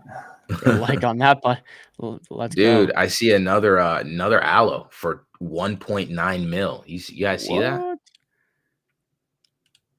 No, I didn't see that. That's crazy. Let me share. Holy crap. Providing LP for Giga. This is providing LP for 1 token. Man, it's crazy. They blessed the trenches. Let's see. Met checkers live. Check the allocations here. Yeah, this is absolutely nuts. Nearly 2 mil in Met at $1.50 is that's actually nuts. Where's the pre-markets on this? I would have to. Yeah, what's that $1.50 from? Is there any? Oh, like whale markets, OTC markets, pre-markets. I would I gotta find. I want to find them though, so I can actually pull it up and see what it's at right now. Here's Easy has a price target. Yeah, I like this. I like this logic that he's using. Uniswap is FDV 6 bill, Pancake Swap FDV is 1.4. So, if you basically put Met right between that, you're at like, 2.5, 2 to 3 bill, let's call it. So $2 to $2.50, which is basically like we're looking at almost 100% of a target, which I don't know. I actually let me I would want to say higher, but let me, before I even say that, look at some of these protocols and the revenue that they're generating. I'm gonna go to DeFi Llama. I'm gonna hit fees and revenue. I'll do revenue by protocol. Let's just go. Let me see. They're 21 in the entire industry, but they're top 5 on Solana, man. That's crazy. Yeah, I mean, look at this 30-day revenue. Consistent. That's that's Photon, or that's Oh, Phantom. I'm sorry. Oops, I'm sorry. Still. 5 mil. Yeah, still crazy. I mean, that's 30 days. That's like 60 mil annualized, I think. If my math is mathing, maybe even a little bit more than that. Again, like Maybe these 60 last to 30 62. days have been pretty bad in Dead. terms of like, Yeah. yeah. I could only imagine when we actually get these launches, they start going crazy. Actually, let me take a look real quick. At, let's go by week. So are fees annualized? Is that fees to LPs? Like that's what they collect in total fees. Revenue is their business. Yeah, that's what they collect. That's what they take home is 63 mil almost annualized. Fees they collect Nuts. is just fees from like trading activity and stuff. But yeah, that's 63 mil is not nothing to scoff at. That's for sure. Let me see if I can find Matt, man. I want to find this pre-market here. Yeah. So I mean, look, I would say, and before I make a judgment call, let me do one thing. Um, let me hit all real quick. Let me see. Got pancake swap at 10. Um, where's hold on. Am I missing something? Where's Uniswap? You're telling me Uniswap isn't in the top 5? How do they index these? So I'm just doing it by all. They have different chains. Go to Ethereum. I'm assuming it would just be under that, right? Let me see. Maybe it's not. Uniswap Labs, is that what it's under? Yeah, I mean that's 3.5. That's 3.9 mil. Dang, bro.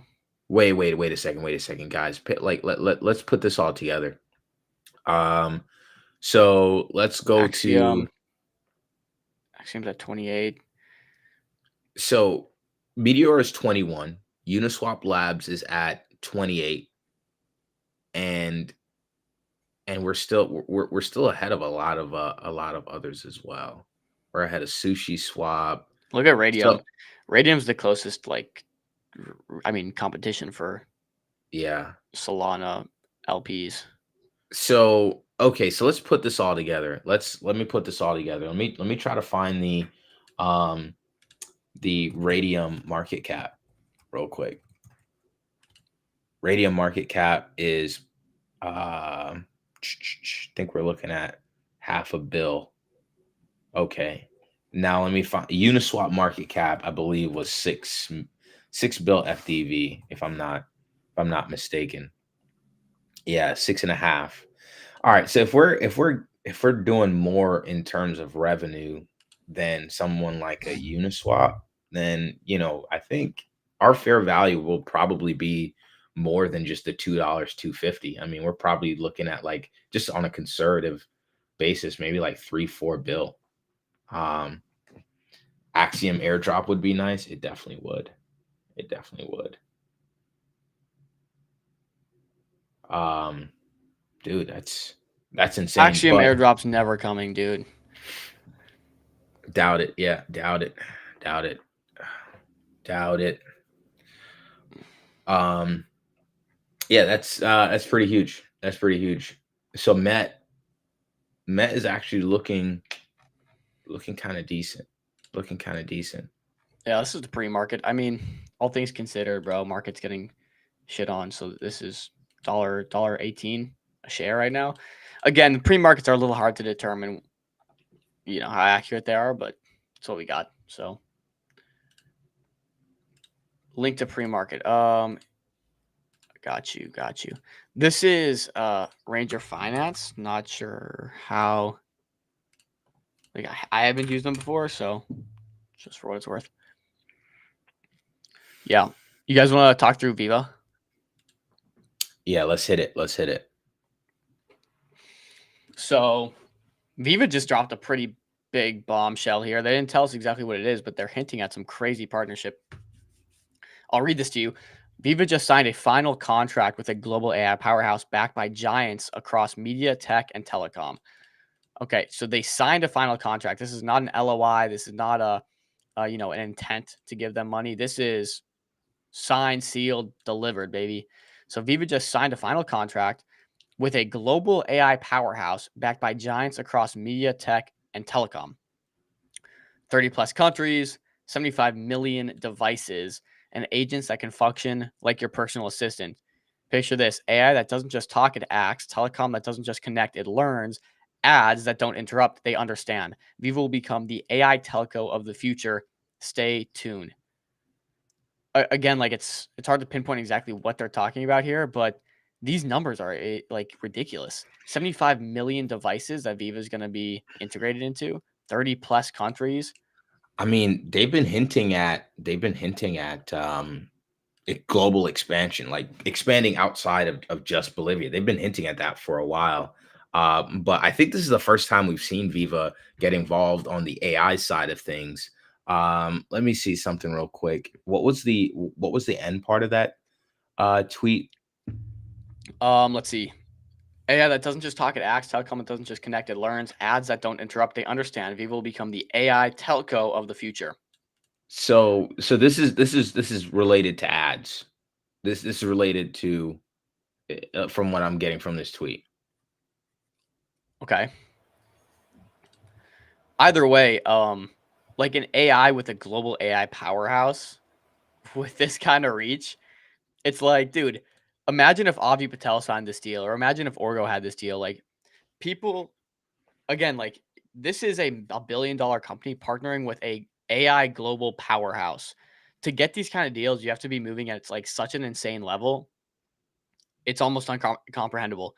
So the fact that this is like not really a flagship AI product, but they're doing this level of AI stuff is kind of crazy. I feel like during AI season, this alone would have sent this thing to dummy valuations. I think most people are missing the whole AI part of Viva, and I'm still trying to hammer this message because it's like Viva is not just a telco company. It's this ad exchange. It's this software company. They got 400 IPs across their different verticals, and they're a massive data provider. They have the richest, most valuable data in the world. So they are naturally an AI and data company by default. Like this data, the data they have can train some of the most insane models, can go towards big AI labs. Like it's no surprise that they're getting a massive deal here.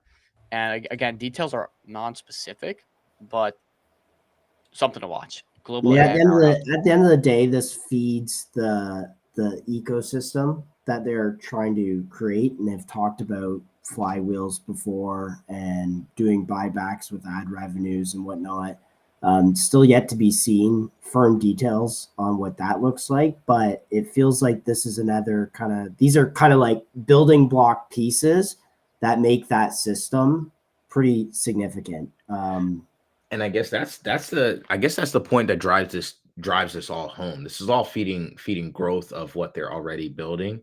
And if it means a bigger, I mean, if they're expanding to 30 plus countries and they have what, like I think a million users, right? Am I understanding? Am I in the ballpark there? They Viva got a has a million. million users. Yeah. So Yeah. if So like, they're if they're like expanding this to that level, I mean, imagine what that does for imagine what that does for buybacks. Imagine what that does for revenue. I mean, so let's think about this. Viva's a multi-billion-dollar company. They have a billion in what's it called? They have a billion in infrastructure alone in value.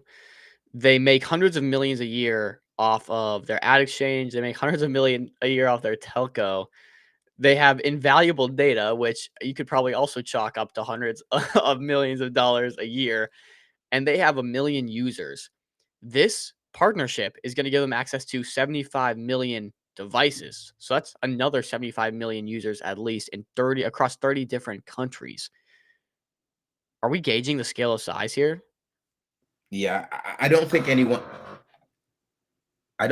is actually like recognizing the Don't know real what scale of happened this there, thing. but you know, Sound Dude, like he just I farted and shit his pants and like went yeah. off no, screen or dude, something. it's my chair, guys. I'll do it again. You see, it's my chair, bro. It's my chair. My chair is going crazy. Give I Viva actually It some took was my so respect, Jills. significant. The screen like cut out for a second. So what dude. did you just I pretend, turned my bro? camera on for a second, bro. So like I like freaked out for a second. I was like, yo, what the heck? Yo, face stocks on screen would have been Imagine awesome. Yeah, don't worry. Chill's just like unshaven, hasn't showered, Oh, just not ready oh for yeah, screen time. bro. Like I'm robed up at the momento. You know what I mean? Dude, Back on give Viva some topic. respect, dude. Back on topic. Yeah, back on topic, back on Viva. But that's what I'm saying. Like, no one really like understands the scale of this because the amount of users they have now versus the amount of users that this can expose them to is massive. And so that bodes well for the ad exchange. That bodes well for global expansion. That bodes well for future partnerships. Like they're expanding at a scale and at a speed because I don't know if you guys are like, they just rolled out like, some other stuff. I believe it was last week, as far as expanding to, other Just Bolivia. folks within the company, other folks within Bolivia. So they've already done a lot of expansion, and then that's not even talking about the 100+ acre winery and vineyard that they're working on, and the users for the super app, as you see on screen, and the liquidity facility for Bob to Viva. Like, they are working on things at a speed and at a scale that I don't really think we see very often, but like, I don't think that they're getting a lot of credit for at the same time. Dude, Nate said it best when he was on our call. We're like, how long, you have 400 proprietary IPs under your umbrella here. How long does it take for you to get something done? He's like, well, if I need something done, I just ask this hand to tell my other hand, and it's like it happens. So it's like it shows they just got everything they need. You're right. Chill. We need to put this all into a tweet, dude, because there's so much you just covered. And it's like there's almost so much. People kind of get lost in the sauce here. And Yeah. it should be on paper somewhere. Yeah, I think I might like just do a tweet to put this all together, because again, they're working on so much, because they have the 100+ acre vineyard, right? Like that value will go back to Viva holders. They have the tokenizing of the towers.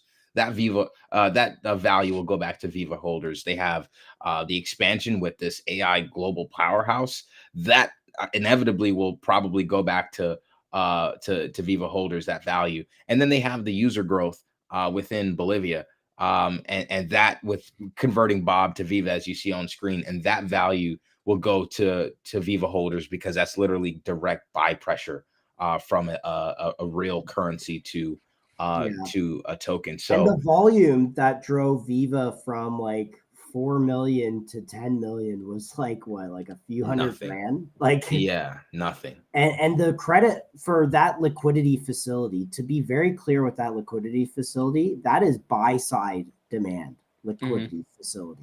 So I don't know how they do it where someone wants to cash back out to Bob, but in terms of how they had that announcement set up, is that it was onboarding from Bob to dollars, which is the facility, which then converts it to Viva in real time. And again, the only way for crypto to be adopted among 13 million people in Bolivia is through Viva, the company, right now. And what did they say? 50,000 points of sale. Like, I don't think it goes 60,000 points of sale. Like, it's just, and the brand is huge in the country. So, and I think like even the word Viva means something in Latin America and whatnot. So I think it's culturally relevant. There's so many facets to this that they're making a playbook to be the WeChat of maybe Latin America, but maybe even bigger than that, right?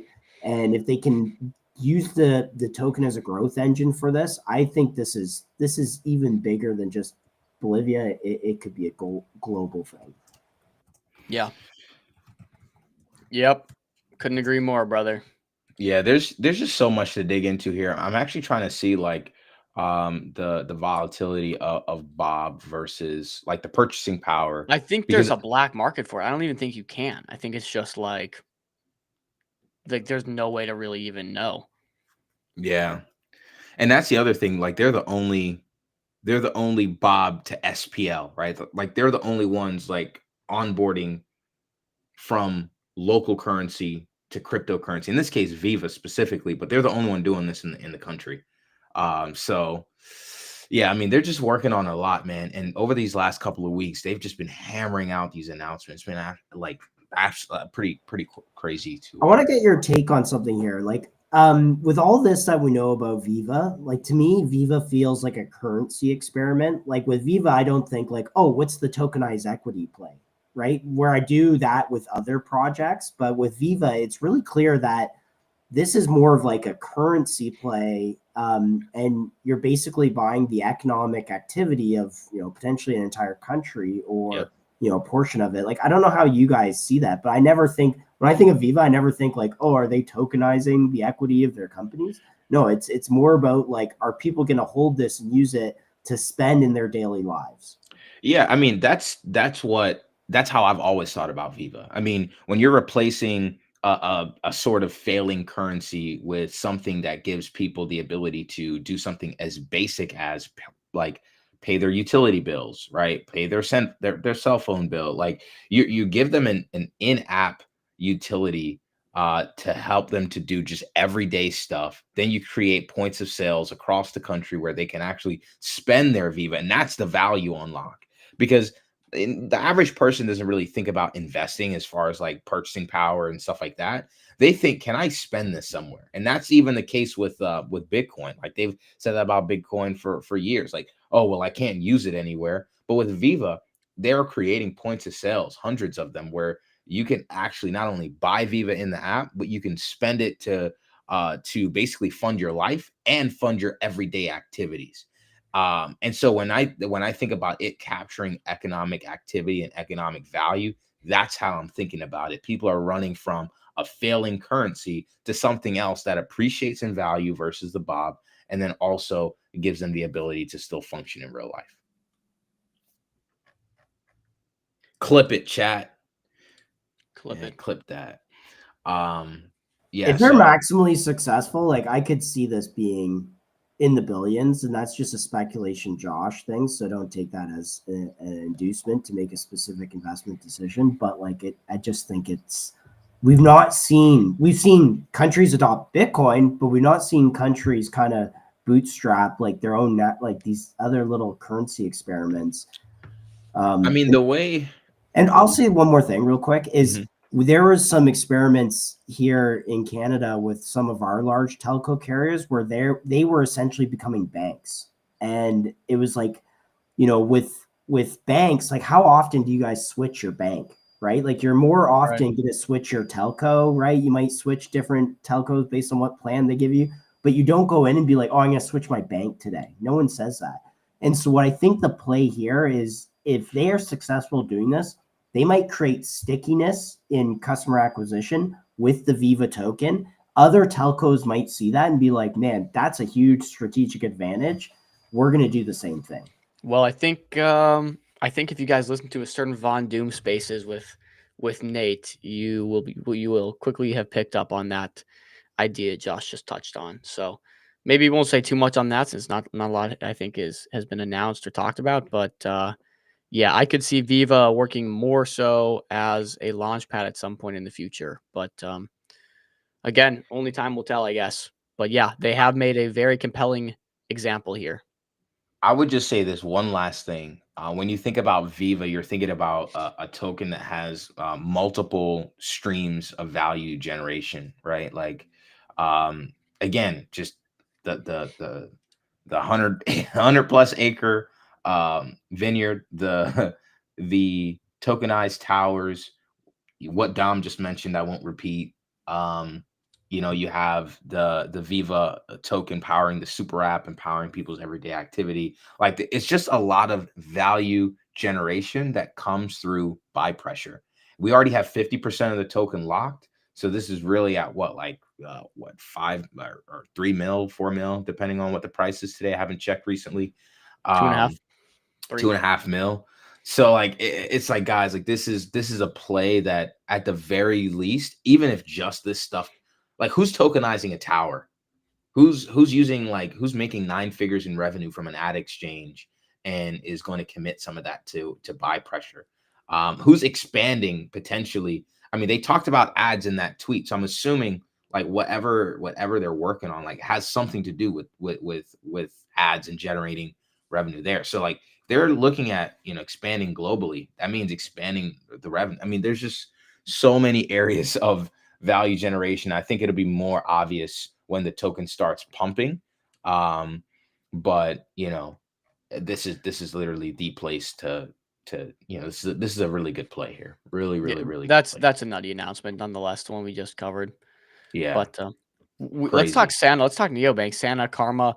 Also, though, Pepper has thoughts on Bang It. I don't think any of us are Yeah, really we fans of it. we we didn't vibe it. We didn't vibe with it, Pepe. Like I don't know if the token is released. I see that they're live streaming with Star, but that we watched the pitch and I don't know, man. I don't know if I'm like particularly impressed by what they have going on. So I think there's still more questions to be answered. I think that's really what it comes down to. There's still more questions to be answered.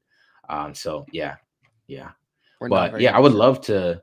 I would love to like branch into neobanks because that's essentially what this latest MetaDAO raise is, right? With Avicii. Hmm.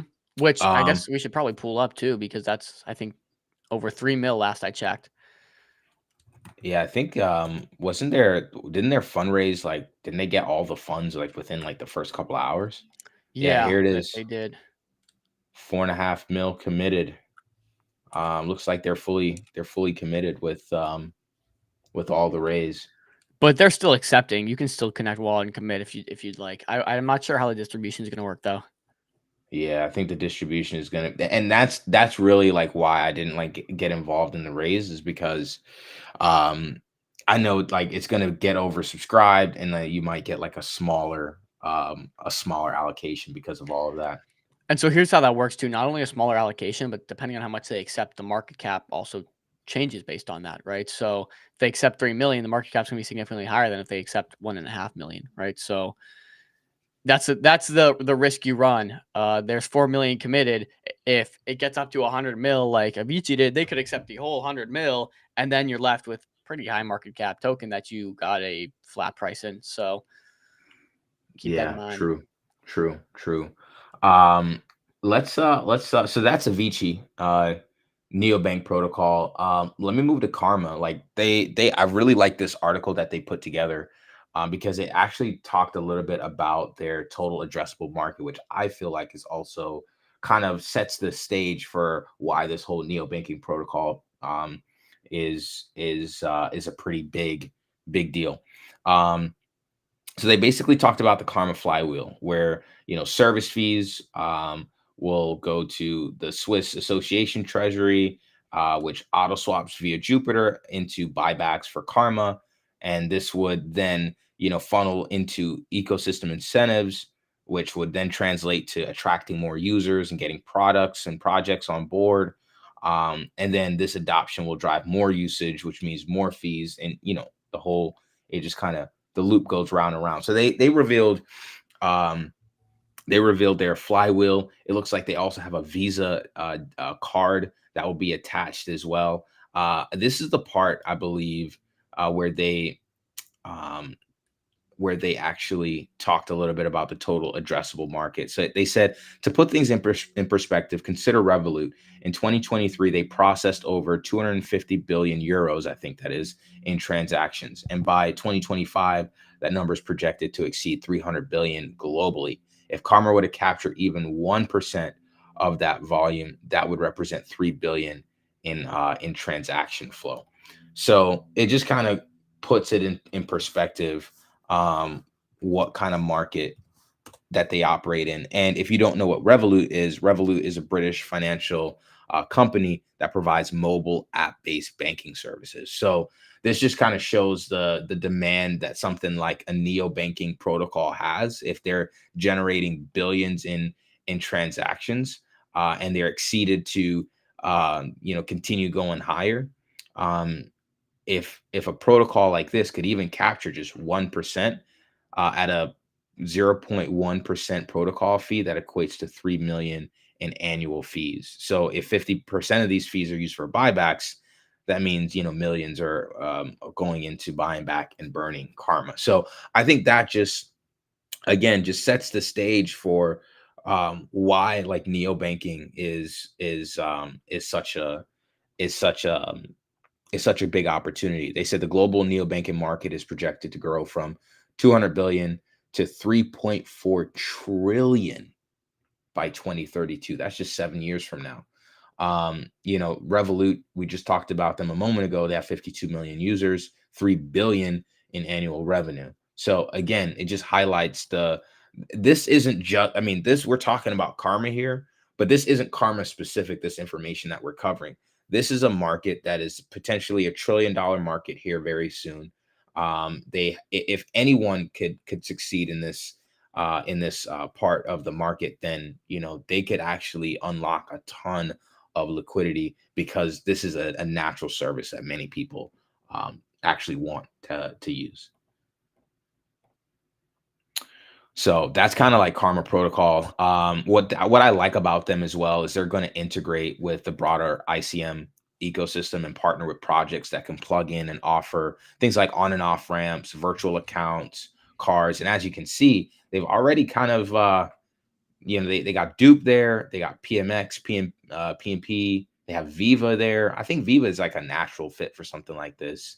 And they have Rainmaker, Hegemony. So they have like, these offerings that they can put within the app that could help users to not only just have a bank to, deposit funds, but actually have a way to generate yield using by using the protocol. So huge potential here for Karma. Do you know much about Santa? I remember I tried looking into Santa, which is another neobank angle. Do we want to show charts on these too? Because the neobanks have been hot. Yeah, let me pull up some charts. I was actually really interested in Karma. Karma's like just 2.5 mil here. But with this price action here on top of the market, I'm kind of watching for something lower. We can even do something like this and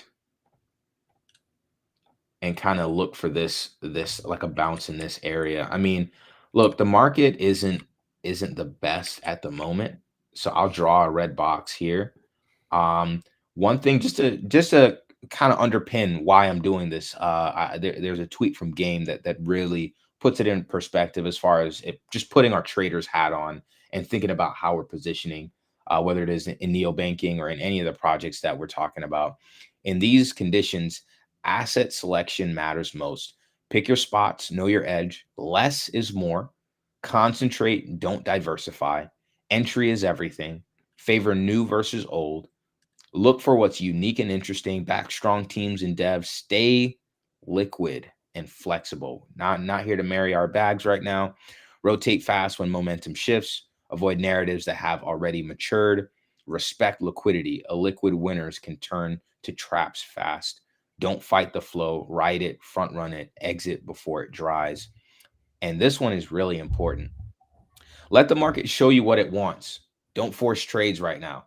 Like really rely on conviction, but you have to like reassess your positions on a daily basis. So when we're thinking about where we are in the market right now with Bitcoin, it just fell below 1.8K. We have a lot of people turning risk off with the Trump announcement coming up. When we think about positioning, we know that neobanking is a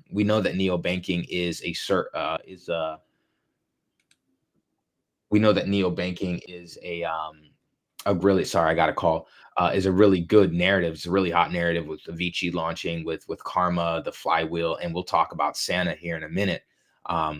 So we know it's a narrative that attracts capital, but we just have to be very thoughtful about how we deploy.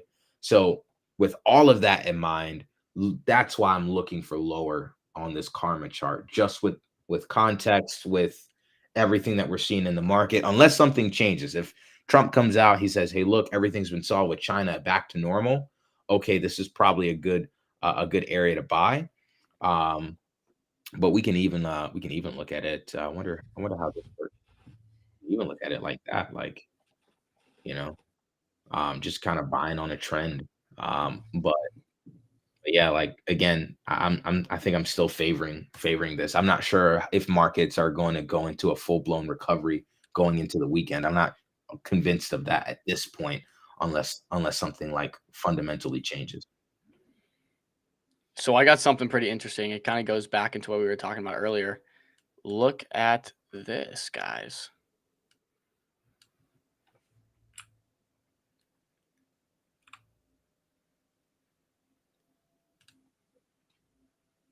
Oh, I gotta share my screen.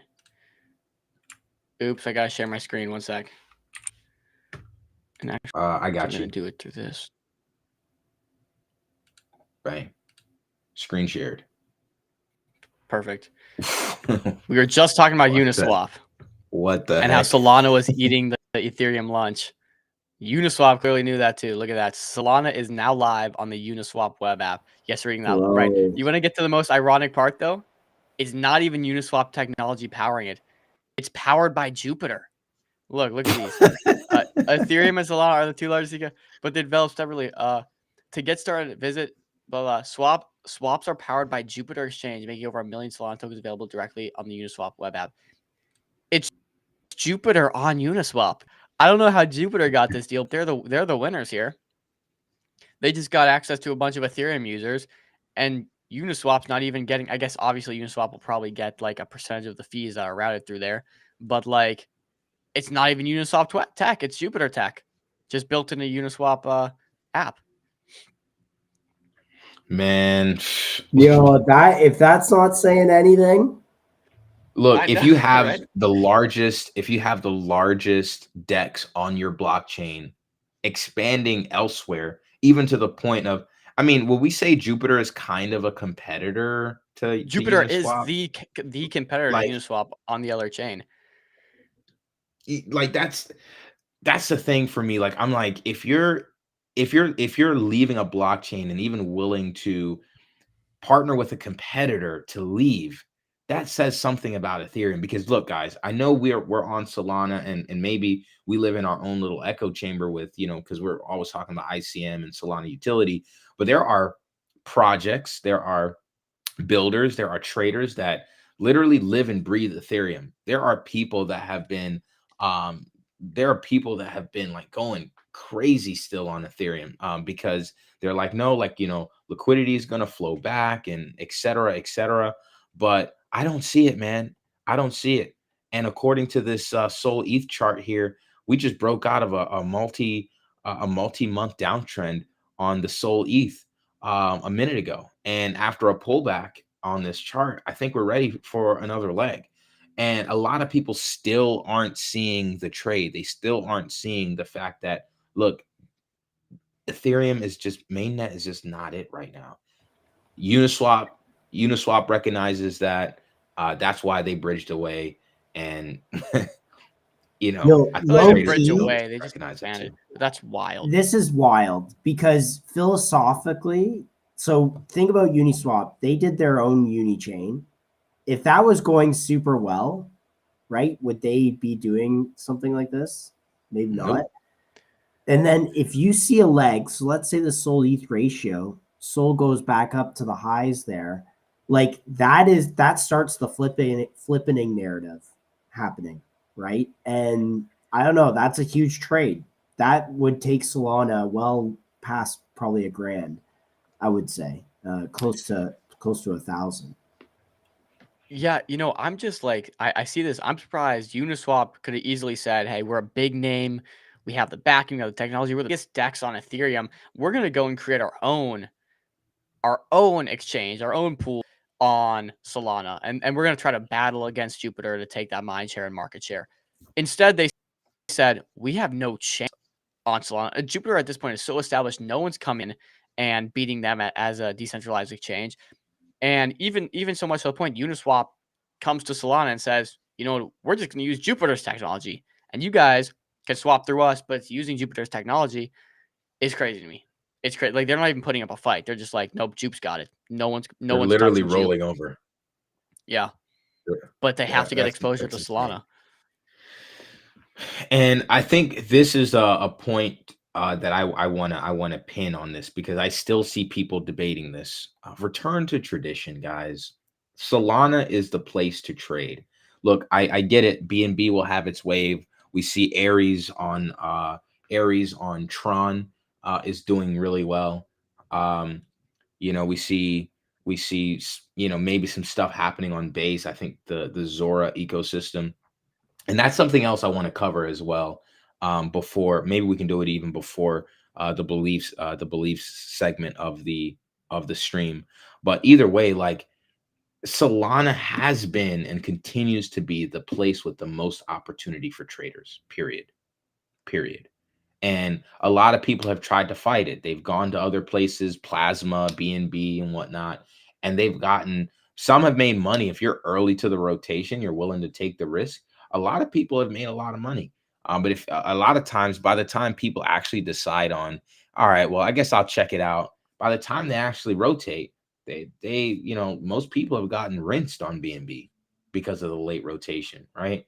And now they just come right back to Solana. So Solana is the place with the users.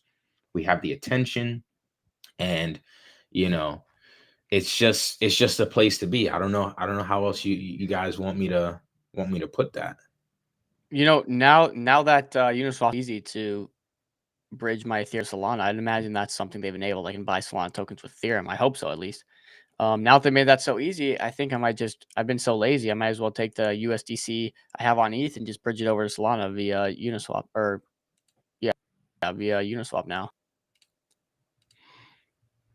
Might as well. Yeah, I think that might Go be. go through the comments on go to the Uniswap Labs and go through the comments and the replies. I'm curious if there's some funny ones in there. Oh my gosh. Oh All right. my god, this is gonna be good. Welcome to Solana, powered by Jupiter. This is what we're saying. Powered by Uranus. Oh, Oh gosh. congratulations and welcome, Philly. It's so funny that they're using Jupiter technology, bro. It's not even their own tech. Literally rolled over. Yep. Yeah, didn't see this one coming. Yeah, I didn't either. This has got to be AI, right? Like these two people have to just be AI bots, right? Oh, dude, there's so much AI slop, man. There's so much Oh AI. yeah, it's bad. It's getting ridiculous. You know what? This is something that you guys will hear on MCG first. I think that Elon should integrate the blockchain on Twitter and connect wallets for new accounts created and have them do like a confirm a transaction or something like that, or sign a message on chain on like something like Bitcoin, Ethereum, Solana, whichever blockchain is easiest, or maybe even their own chain. And so that way, creating new accounts for slops, for AI slop, for bots becomes actually expensive as you scale up to hundreds and thousands. And I think that would reduce a lot of the bots that you have on Twitter, because every one of them has to pay money to confirm a transaction. It would, though. It'll also just add friction, though, for actual users, which could be an issue. True. Maybe they Like, can. I Maybe don't know. there's I don't some know. UI that would be super easy. Yeah. Yeah. True. I mean, they already Cool. got us paying, sick paying monthly. And I mean, maybe that helps a little bit, but yeah. What else we got? Sana. I can share my screen on Sana if you guys want. Please do. Boom. So Sana, another neo-banking protocol. So 0 to 1 billion. So basically they've been active for 4 months. They've like partnered with a ton of people. So for infrastructure, they got Google Cloud, AWS, Cloudflare. They have Perplexity for AI, Claude, Anthropic. They got the on and off ramps. They have Privy for the wallet infrastructure, which Privy is actually like, man, that's a massive monopoly that they have on that wallet integration industry. So yeah, Privy is solid. Card infrastructure, they have Rain cards. They have their app on the App Store, Android, as well as Solana. They have some integrations with Meteora. They, as far as community wise, they're also a part of, as you know, Meteorite Collective, but also they're a part of the Believe Eco, ICM.run. So they have a lot that they've done already to kind of build out, again, not just the neo banking service in that it's this independent bank that's not centralized and borderless and permissionless, but it's also kind of like these add-on things that allow users to do something a little bit more, like DeFi, to generate yield on and off ramps, right? Good wallet infrastructure, Visa card, so that you can actually spend what you earn. So And I yeah, think part of their there's moat too was like their ethical banking side, right? That was kind of the thing that, because I think for Muslim people, there are specific banks or things you can't do. And I think this is kind of like, yeah, see, ethical AI. See, I don't know all the ins and outs of the Muslim religion and culture, but it's like I think there are a lot of things they can't do, and so this is a bank account for them that is compliant with that. It's halal. I don't know. Halal is the term I believe they use. We actually have a fairly major fintech company that has like a whole halal investing strategy and portfolio. Yeah, I'm not surprised. Yeah. It's a big market. No, don't get me wrong. It's a huge market. I didn't even realize that, to be honest. Yeah, they Didn't got a lot realize. of rules, restrictions. I don't know what you would call it, but yeah. So like, as a Muslim, I don't think I could use a lot of the financial primitives. You know, they can do whatever they want, but obviously, like I without remember the day in like I want to say 2016 or something, where so there's like this like board that governs like what is halal and what is, I think haram is the negative one. Yeah.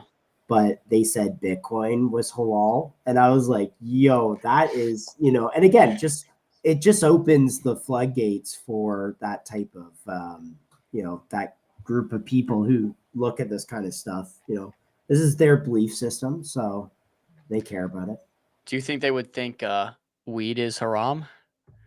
The weed token? Do we think the weed token's haram or halal? I'm not gonna guess on that, but I don't know. Sorry, we don't want to bring up religion in too much in these shows, but yeah, I think it is an interesting investment thesis if they're positioned at that audience. So let's just turn the show into a political and religious show. Bang. Let's just turn this into a political, race, and religion show. No, bro, no, we're not doing that. Hey, there's a lot of places on the internet where you can find that if that's your thing, but yeah. Yeah, I don't so even understand this. Does dinero is Muslim, and I too? man, this sentence gave me a low-key an aneurysm. But I think I know where you're going with this, Zappy. I don't know. Muslim? I think that's what he's asking. Not Muslim. Nope. No. Why would you think I'm Muslim? I don't even understand how. I don't even know what halal and haram are. So I can't be Muslim. You're clearly not. So no questions there. But I All guess right. Zappy is. So yeah. Oh, okay. Well, So you're welcome on the stream, Zappy, and if you have a take on this, let us know in chat. Yeah. That's a let's good see. question from Ave. That's Not to good. cut off that. No. Actually, let me. Is there something on Believe that we can see on that? I saw 35% numbers getting floated around in some chats. I'm not sure where they saw. I guess you can. Maybe you would have to just go to supply and divide how much supply is minted versus how much is not. I don't know. It's a good question. I guess there's not like it would be nice to kind of see that like on the main page, or for them to cover it somewhere. Here, LB did tweet about it a bit. Let me see if I can find it. You guys can keep going. I love watching LB dunk on the people trying to find like the percent dilution calculation thing. That actually, low key, that is kind of confusing though. I'm not gonna lie. LB, it is confusing for the non-mathematicians out there. Yeah, no, that to me, I was like, okay, like I didn't know how to like calculate or whatever. So I was like, okay, all right, well, I'll just. Yeah, it's weird. So what? It's a 25% addition to the new market cap, a 25% addition to the new market cap from the old market cap, but it's 33% if you add it to the 1 billion. 25% of the 1.33 billion. 33% of the 1 billion. I go with 33% because the way I'm thinking about it is you're going from 1 billion tokens to 1.33. Yeah, we do need LB back on. Unfortunately, Believe's just been so dead. Like the issue is there's no new projects. There's nothing really new to talk about. It's just like now at least we get to talk about something, but it's for the wrong reasons because Launchcoin's nuking. But yeah, we do need LB back on the show. He's the man. Yeah, he's the man with the plan. Believe actually bouncing in this area that we let me just show you guys a chart real quick. Believe actually bouncing in this area that we highlighted the other day. Is that I think the we were talking about the this Launchcoin chart? Launchcoin, my bad, Launchcoin chart. I mean, I'm still gonna use the Launchcoin chart until we get the full migration. But am I doing that right or not? Yeah, I just want to compare it. I want to see if there's an arbitrage opportunity there. Maybe go to the 5-minute and see. I'll pull up my tab. Yeah, I don't even see Believe. Oh, you're on TradingView. Yeah, Yeah, I'm on. Oh, I you're on. never chart my micro caps on TradingView. I only do like majors. Yeah, I'm same. Like I do like, launch coin, fart coin. Like I consider launch coin a major. Consider like just some of the majors I do on TradingView. But yeah, Here, go to the 5-minute. I just want to compare. Real 5 quick. minute. Yeah, I just want to see what. So this is the this is the old token. And that's what it looks like on the 5-minute. Okay, so it's arbing, and then here's what the new one looks like on the 5-minute. So it's holding up pretty well on like it's arbitraging itself. 3.3 million in volume in the last 24 hours. Again, like I'm assuming this is 2% in, 2% out, just like their other one. So like That's just pretty by this decent. migrating over alone, they're gonna make some some pretty good fees. Heck yeah. I'll pull yours back up. All right. What else? What else we Yes. got? What else we got? Shout out Zappy Mercy, says Incubator Capital Markets. Shout out, shout out Mercy. Mercy's grinding. Dude, freaking heads down, bro. Heads down. This guy is not. He's not playing around. All right, let's see. What else? I'm what holding else we got? Virus. What do you think about it? I think we're probably at a pretty nice range for Virus, Zappy. I would say we talked about this a bit earlier, so I guess you weren't on, but they have 800K dedicated towards buybacks. They're about to go into phase 2 of the game here, so I think it probably heats up again, and they got $800,000 to defend this floor. So I think now is probably a pretty decent spot to start building a position. Yo, guys, anybody want free money? Yeah, dude, let's get some free money, brother. Let me show you guys something. So I got sent this by a homie of mine, the boy THFC. I don't know if you guys remember THFC, but he's a freaking Chad. Love this guy. He shared this with me, and I guess he tweeted about it. I didn't realize he did, but it's just basically an airdrop opportunity. So basically, there's this early badge that you can get, and it's an airdrop. Basically, you connect your Twitter account and you tweet as normal. So as long as you tweet, it's almost like a synonymous to something like a Kaido. Like I don't know if that's what the protocol is, but just in terms of how to get an airdrop, just like you would just connect your Twitter account and tweet as normal, could be a free airdrop. So something for you guys in case you got affected by the flash crash and need to generate some Need to re-up your chips, Hey, all you need is a chip and a chair at the table, and you can claw it all back, right? That's it, bro. And there's shout out to our YouTube viewers, by the way. Welcome, JC. Yeah, we want to build up that community. I think a lot of people prefer YouTube, and I think it's much nicer to just be able to go through YouTube. Obviously, our Twitter is like a mess scrolling through, so just going to YouTube and having the full discography there is banger. Make sure you're following. You guys, I can almost guarantee majority of you guys aren't catching every stream live, so having the YouTube to go watch back is super valuable. And just in case you guys need like a full list of free money opportunities, bang, here you go.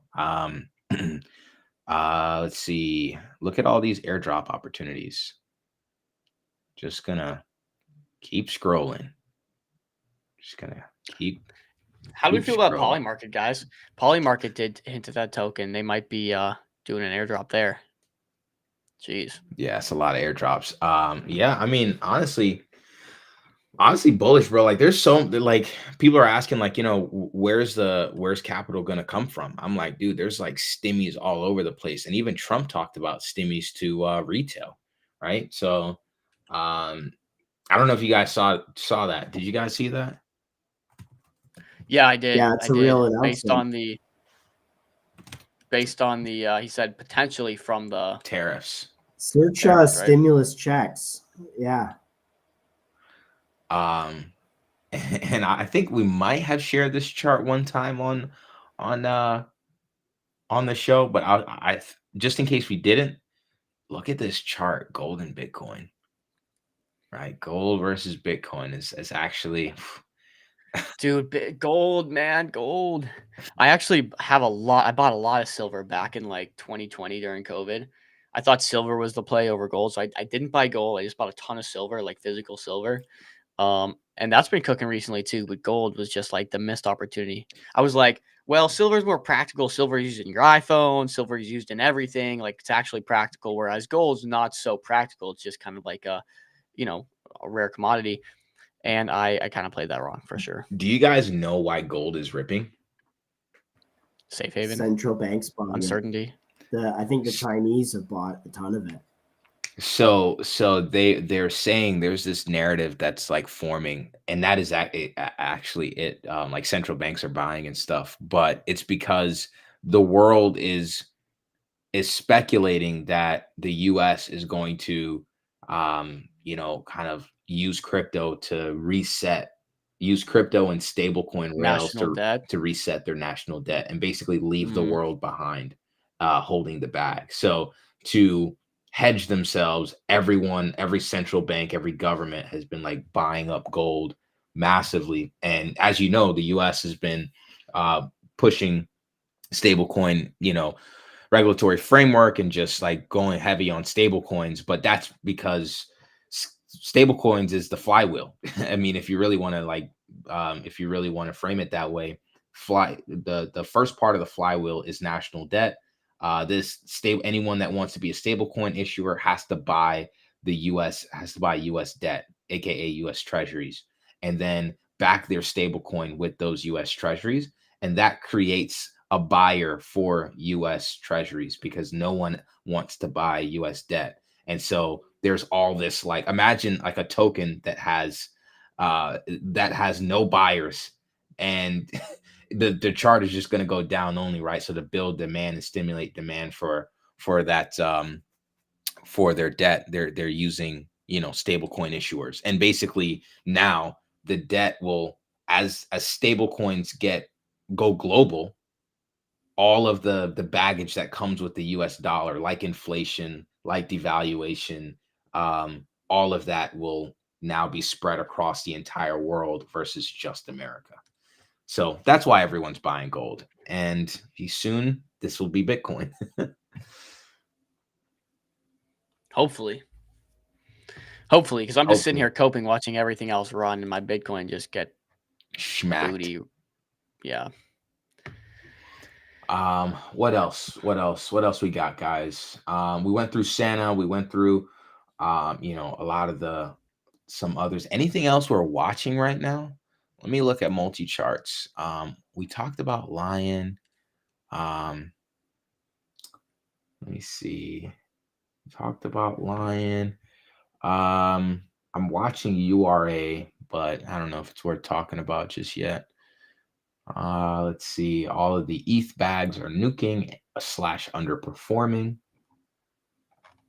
What else? What else we got? I don't know. The MetaDAO stuff's all on a dip.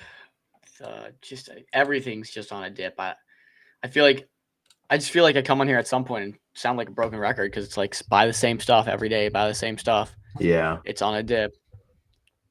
So Yeah, it's not really much, not new. I have one maybe new thing to point out. Finally got the dip on rain.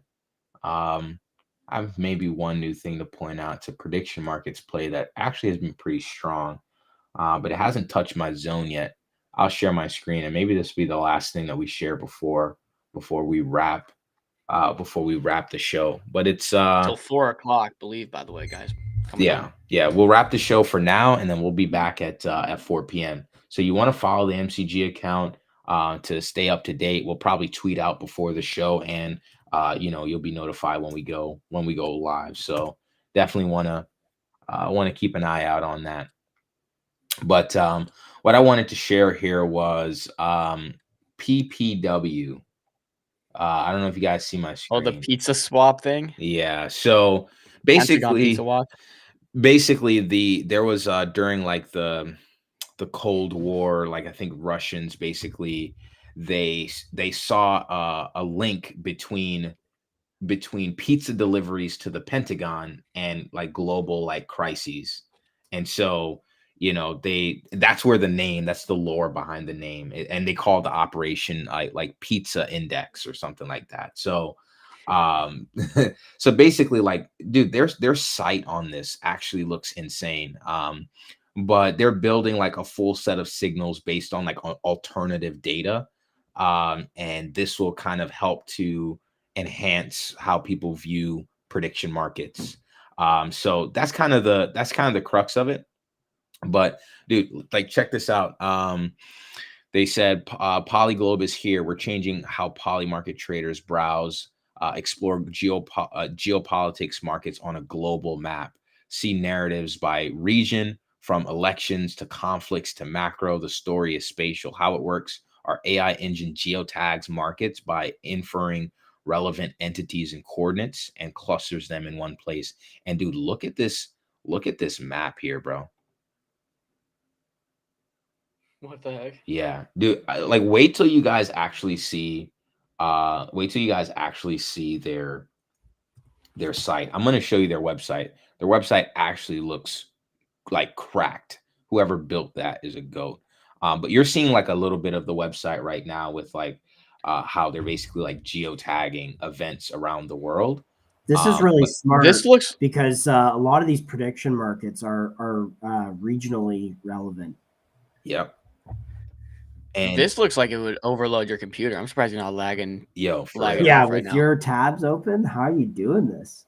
Dude, I just pulled up the website, so pray for me because this has like so much that it's like doing in the background. So you basically have like, you have indexes right here, you have cards, you have the map, and here's the map, but like you can literally like zoom out That's sick. and you can view the world, but then you can explore the polyglobe, and I'll show you guys this, and this is probably where I lag. But this is the polyglobe, and you can, like, when you scroll up, it zooms in, but it literally shows you like the entire, and you can go by 6 hour, by an hour. You can cover breaking news. You can just like you can like do a whole ton of like filtering on this. But this is a way to sort of visualize poly markets and prediction markets. But as you can see, How do they make money? that's the part that I'm not really sure of. There's not I got to dig into the docs a little bit more, but they've already, like, apparently they've already got their poly market builder badge. Apparently poly market is interested, so that's what kind of put this on my radar. And on top of that, as you can see, the chart here has been pretty strong.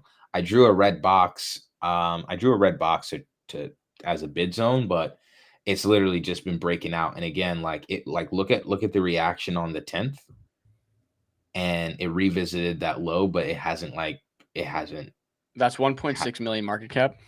yeah, 1.6 mil market cap. Yeah. That chart's beautiful for considering Yeah. that went through the tariff situation, held up like that, Yeah. and it's going through the current on-chain bloodbath. Wow. And then just look at this. Just like look at the 8 hour, bro. Like, this thing is just like up and to the right. It's just in this this channel here. Like, this is what you call vertical accumulation, in my opinion. Like, Yeah. something like that. But yeah, like, this thing is it's absolutely just uptrending. You know what I mean? So something to put on you guys' radar. 1.6 mil market cap. Prediction markets. Let's check out Cled. See what you guys see what so I got that up. You got it up. Okay. Mhm. So Yeah, I mean, obviously. Oh, you want to talk it through? Go ahead. I'll just say my part. But I know you have like more No, insight I on. got nothing on it. This is my view on Cled right now. We're kind of losing like a key area here. And I'm assuming it's just market wide, right? Like, people are waiting on, I'm sure, from word. They're waiting for word from Avi. But 20 mil, I said this before on Cled, that this 20 mil zone right here, that was the area to beat for a long time. Now that we've broken below 30 mil, I wouldn't be surprised to see us revisit this, especially if we continue to chop and if there's no announcements. That's what these markets thrive on: announcements, on news, on entertainment.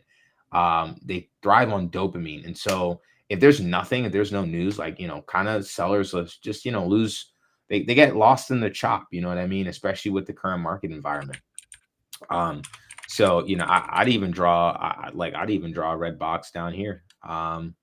I draw a red box down here. Actually, I'll go a little bit higher. Maybe the lows here get front ran. We've seen it only wick. We've seen it only wick to the 20 mil area. So there's a lot of demand down there, but I think a limit order there from this point forward probably age as well. Yeah. I guess all I'll add to this is they've got basically an agreement with one of the top AI labs in the world, and if they can get up to 100 million assets, this AI lab will basically just buy from them indefinitely. So that's like extremely important. That's the entire case Obvi's been trying to build with Cled. If they close that deal, it shoots their stock value up a ton, right? They're going to be able to raise at 100 mil plus pretty easily. Having this partnership with this big AI lab will basically give them unlimited funding, unlimited money, as long as they can pump out assets and validate this entire thing Obvi's been building. So long term, do you see this thing having value? Do you see it going through? If they can push to 100 million assets, that's a huge unlock for them, and that's the question. But yeah, it does look like it's kind of looking to roll over. Maybe that red box, maybe even lower than that. To be honest, I'm not sure. So Yeah. So that's the take. Honestly, not much action in the market right now. There's not much to cover. I mean, things have been slow. No really new launches anywhere. We covered some stuff earlier. So I'm good. should we check infra? Yeah, it's just See how infra's doing? infra and maybe a quick one at developer and ZC, just real quick. Bet. I know ZC was ripping off the 500K lows. I wonder where it's at. Man, ZC is holding really nice. ZC is holding really nice. Look at Yeah. that. Wow. So we went all the way down and tapped this like 560K level, and it's just ripped since then. So yeah, I mean, honestly, like my take is the same though.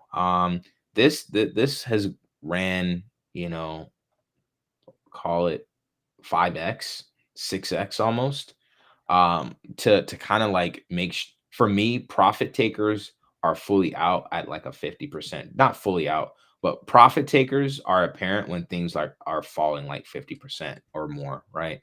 So I would want to look for like a retracement of like a deep retracement, like, somewhere around like a mil and a half, something like that. But just in this market environment, and I guess just to show you guys this, I tweeted this. I tweeted this yesterday, but on Bitcoin, real quick, I'm waiting for us to see this.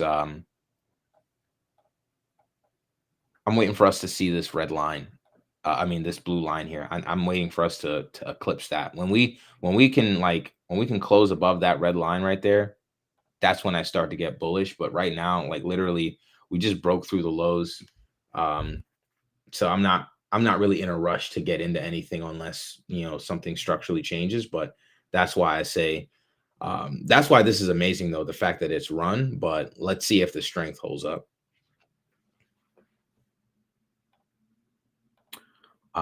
Cool. You want to look at? I sent something. I mean, I actually Yeah, we should honestly tab remind over our to- viewers on this too, on what? on to do the migration. Oh, yes. Okay, True. so here I'll share this tab, guys. Yeah, migrate to your launch coin. Obviously, if you watch us, you probably have launch coin, maybe not, but migrate it, because after 2 weeks, if you don't have that migration done, you will basically lose it forever. That being said, this is an interesting statistic here. This is the inactivity breakdown of launch coin tokens. So based on wallets that are inactive that hold launch coin, in the last 7 days, 12% have been active. in the last 30 days, 8.33% have been active. In the last 90 days, 16.9% are active. This is where you want to start paying attention. So in the last 91 to 180 days, 48% of total holders have been inactive. Holy crap. 181 to 365 days, 13.78% of total holders have been inactive. So people are speculating on this, saying, okay, there's what 60% right here, even more, that have just been inactive for at least 91 days. And so the question is, do these guys know to migrate over? Are they going to know, or are their tokens going to get burned? So Belize kind of bet on the fact that a good amount of people aren't going to actually migrate over, and it's going to bring supply back down to around 1 billion. Again, like, just kind of messed up, dude. I feel bad for the holders that think that they're comfy and not paying attention, and they just lose their money. But something to keep in mind, guys, there will be some amount of tokens that will be lost and burned forever. And then, and the question is, how much will it be? I don't know, but these numbers are pretty crazy. Well, one thing I'll say as well is I'll share this.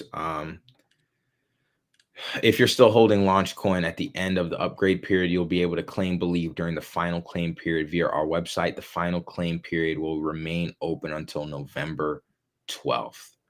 So I'll say that, there's going to be an opportunity to switch it over to Believe all the way into November. I don't see a world where till November 12th, I don't see a world where these guys, like, they just kind of Josh is missing the cap. Yeah. Yeah, I don't see a world where these guys just don't, they just don't bridge. Like, I mean, this is like what we've literally been waiting on. If you don't check your investment on the day the flywheel launches, I don't really know what to say to you. But Ben made a good point where he said, like, he's going from, they've gone from clout.me to Launchcoin, now to Believe. Like, they've rethought a vision multiple times. So, I think it's good I personally think, like, it's good to just get a full reset across all holders. Just get a full reset and allow people enough time to migrate over. And yeah, I mean, I don't know, man. Are we really not checking a launch coin, our launch coin investment? Like, yeah, I guess it's not even that necessarily too. It's just like, if these guys just aren't in the next 2 weeks, they'll have and no, like, person out to them. They'll have no thinking. Right. Because maybe they are still active. If they're looking at their For You feed rather than their following, or they don't even follow Launchcoin, like, they're cooked.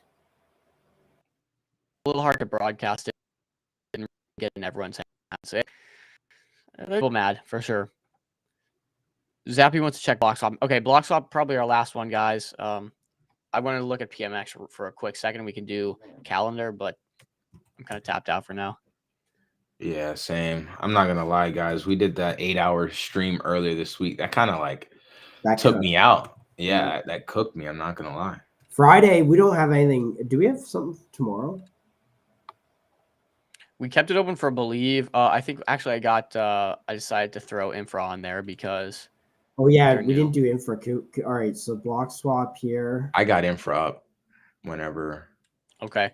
BlockSwap here. What's the thesis real quick? BlockSwap, they are going to launch their mainnet tomorrow. Okay. Yeah, I just don't. I don't know. I don't think the product's that cool. I tried playing it. It was impossible to win. So what is this? This is the it's like the Perps app game. You tap, yeah, and if the price hits your box, it's just hyper gambling on markets. It was basically. hard. Got you. Yeah. Okay. Well, There was funny though. There was a really funny clip though that someone made of him. But yeah. This is I'm probably not going to buy that at 1.3 mil. This is the infra chart. I need more info on this one before I take any, because again, like, I'm leaning just super conservative, as we go through this choppy market. Like, I don't want to do anything too crazy. I'm just still holding my PRDN, my DLMM, and all the usual Believe, the usual Believe tickers, Viva, Orgo, and some others. But infra, I need more information on this one. I'm glad that they confirmed their partnership with Foundry. What I'd like to do is for them, what I'd like to see is for them to confirm their connection with YC, because I believe they said that like YC, they're doing they were backed by like some YC like engineer, not backed, but their tech was used by like some YC companies, startups, and engineers. We did get an update on the buyback plan. We covered this yesterday.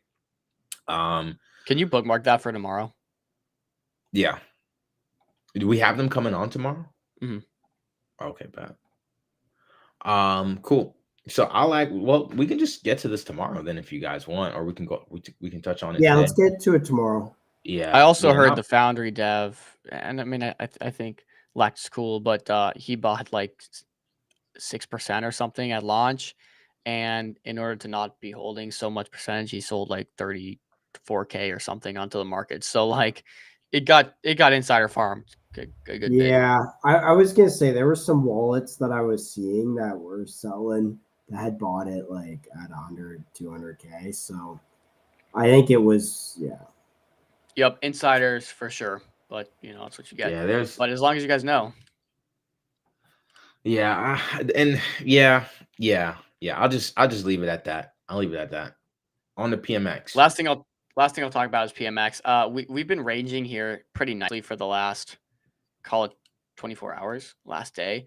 After a nice pullback, I would consider maybe starting to accumulate. I think that's a pretty nice chart, all things considered. When it comes to like we got these two major dips with tariffs. Now we're kind of sitting here with the whole Believe ecosystem crashing, and I feel like the worst of it might be over for PMX because we've been range bound here, pretty much unbothered by the price action of the rest of the market. So I don't know. I look at that on the daily. It started to come to a nice pullback range. I know Chill likes to kind of chart out tops here, so maybe I don't know if Chill would chart that up, but I do like how we're slowing down here compared to this price action. A pretty violent dip. This leg was a little smaller, and then currently this leg is just very struggling to go lower. So watching PMX here, but that's it for me. Yeah, I drew a red box like where we are now, like 20, 22 mil, that sort of area. I think right now is a really good area to accumulate. I don't really know if we go a lot. Again, I'm still leaning very cautious in this time period with Trump's announcement about to come out. But I think this is a really good time for PMX. I don't really you can't really get much lower than this. Actually, the last thing I'll mention. Let me just look at the fibs real quick. We are at the 0.786 on the fib on this move up. So this is a really high value area. Infra said they work with a company backed by YC, as far as I remember. Yeah. JC, I saw the same thing. Hey, appreciate you logging in from YouTube, man. Tuning into the stream from YouTube. Shout out to you. We actually asked them on Spaces a few questions around this yesterday, but it was still kind of unclear. Actually, I don't know if we asked this specifically, Dom, if you remember. But what was the question? Oh, YC backed. I can't remember if I asked that. We're having them on tomorrow though, so we'll get all these answers fleshed out. Hopefully, don't think there's a rush to enter right now. To be honest, yeah, there's not really a rush. And two, if you look at the chart, like the chart was like it still could pull back a little bit more. But yeah, so guys, 3 p.m. we got Trump announcement coming up, so you want to stay tuned for that. I don't think we're gonna cover it on stream live. We do have our stream coming up with Believe in about an hour, so you want to again stay tuned to the Microcap Gem Show account, follow the account, and we'll be back up, and we'll have Stig from the Believe team kind of walk us through some of the thoughts behind yesterday's announcement. So a ton of information there. Low-key, hopefully we can, squeeze some alpha out of him, but stay tuned for that. We'll see you guys in a little bit. Thank you for coming today, and stay safe out there.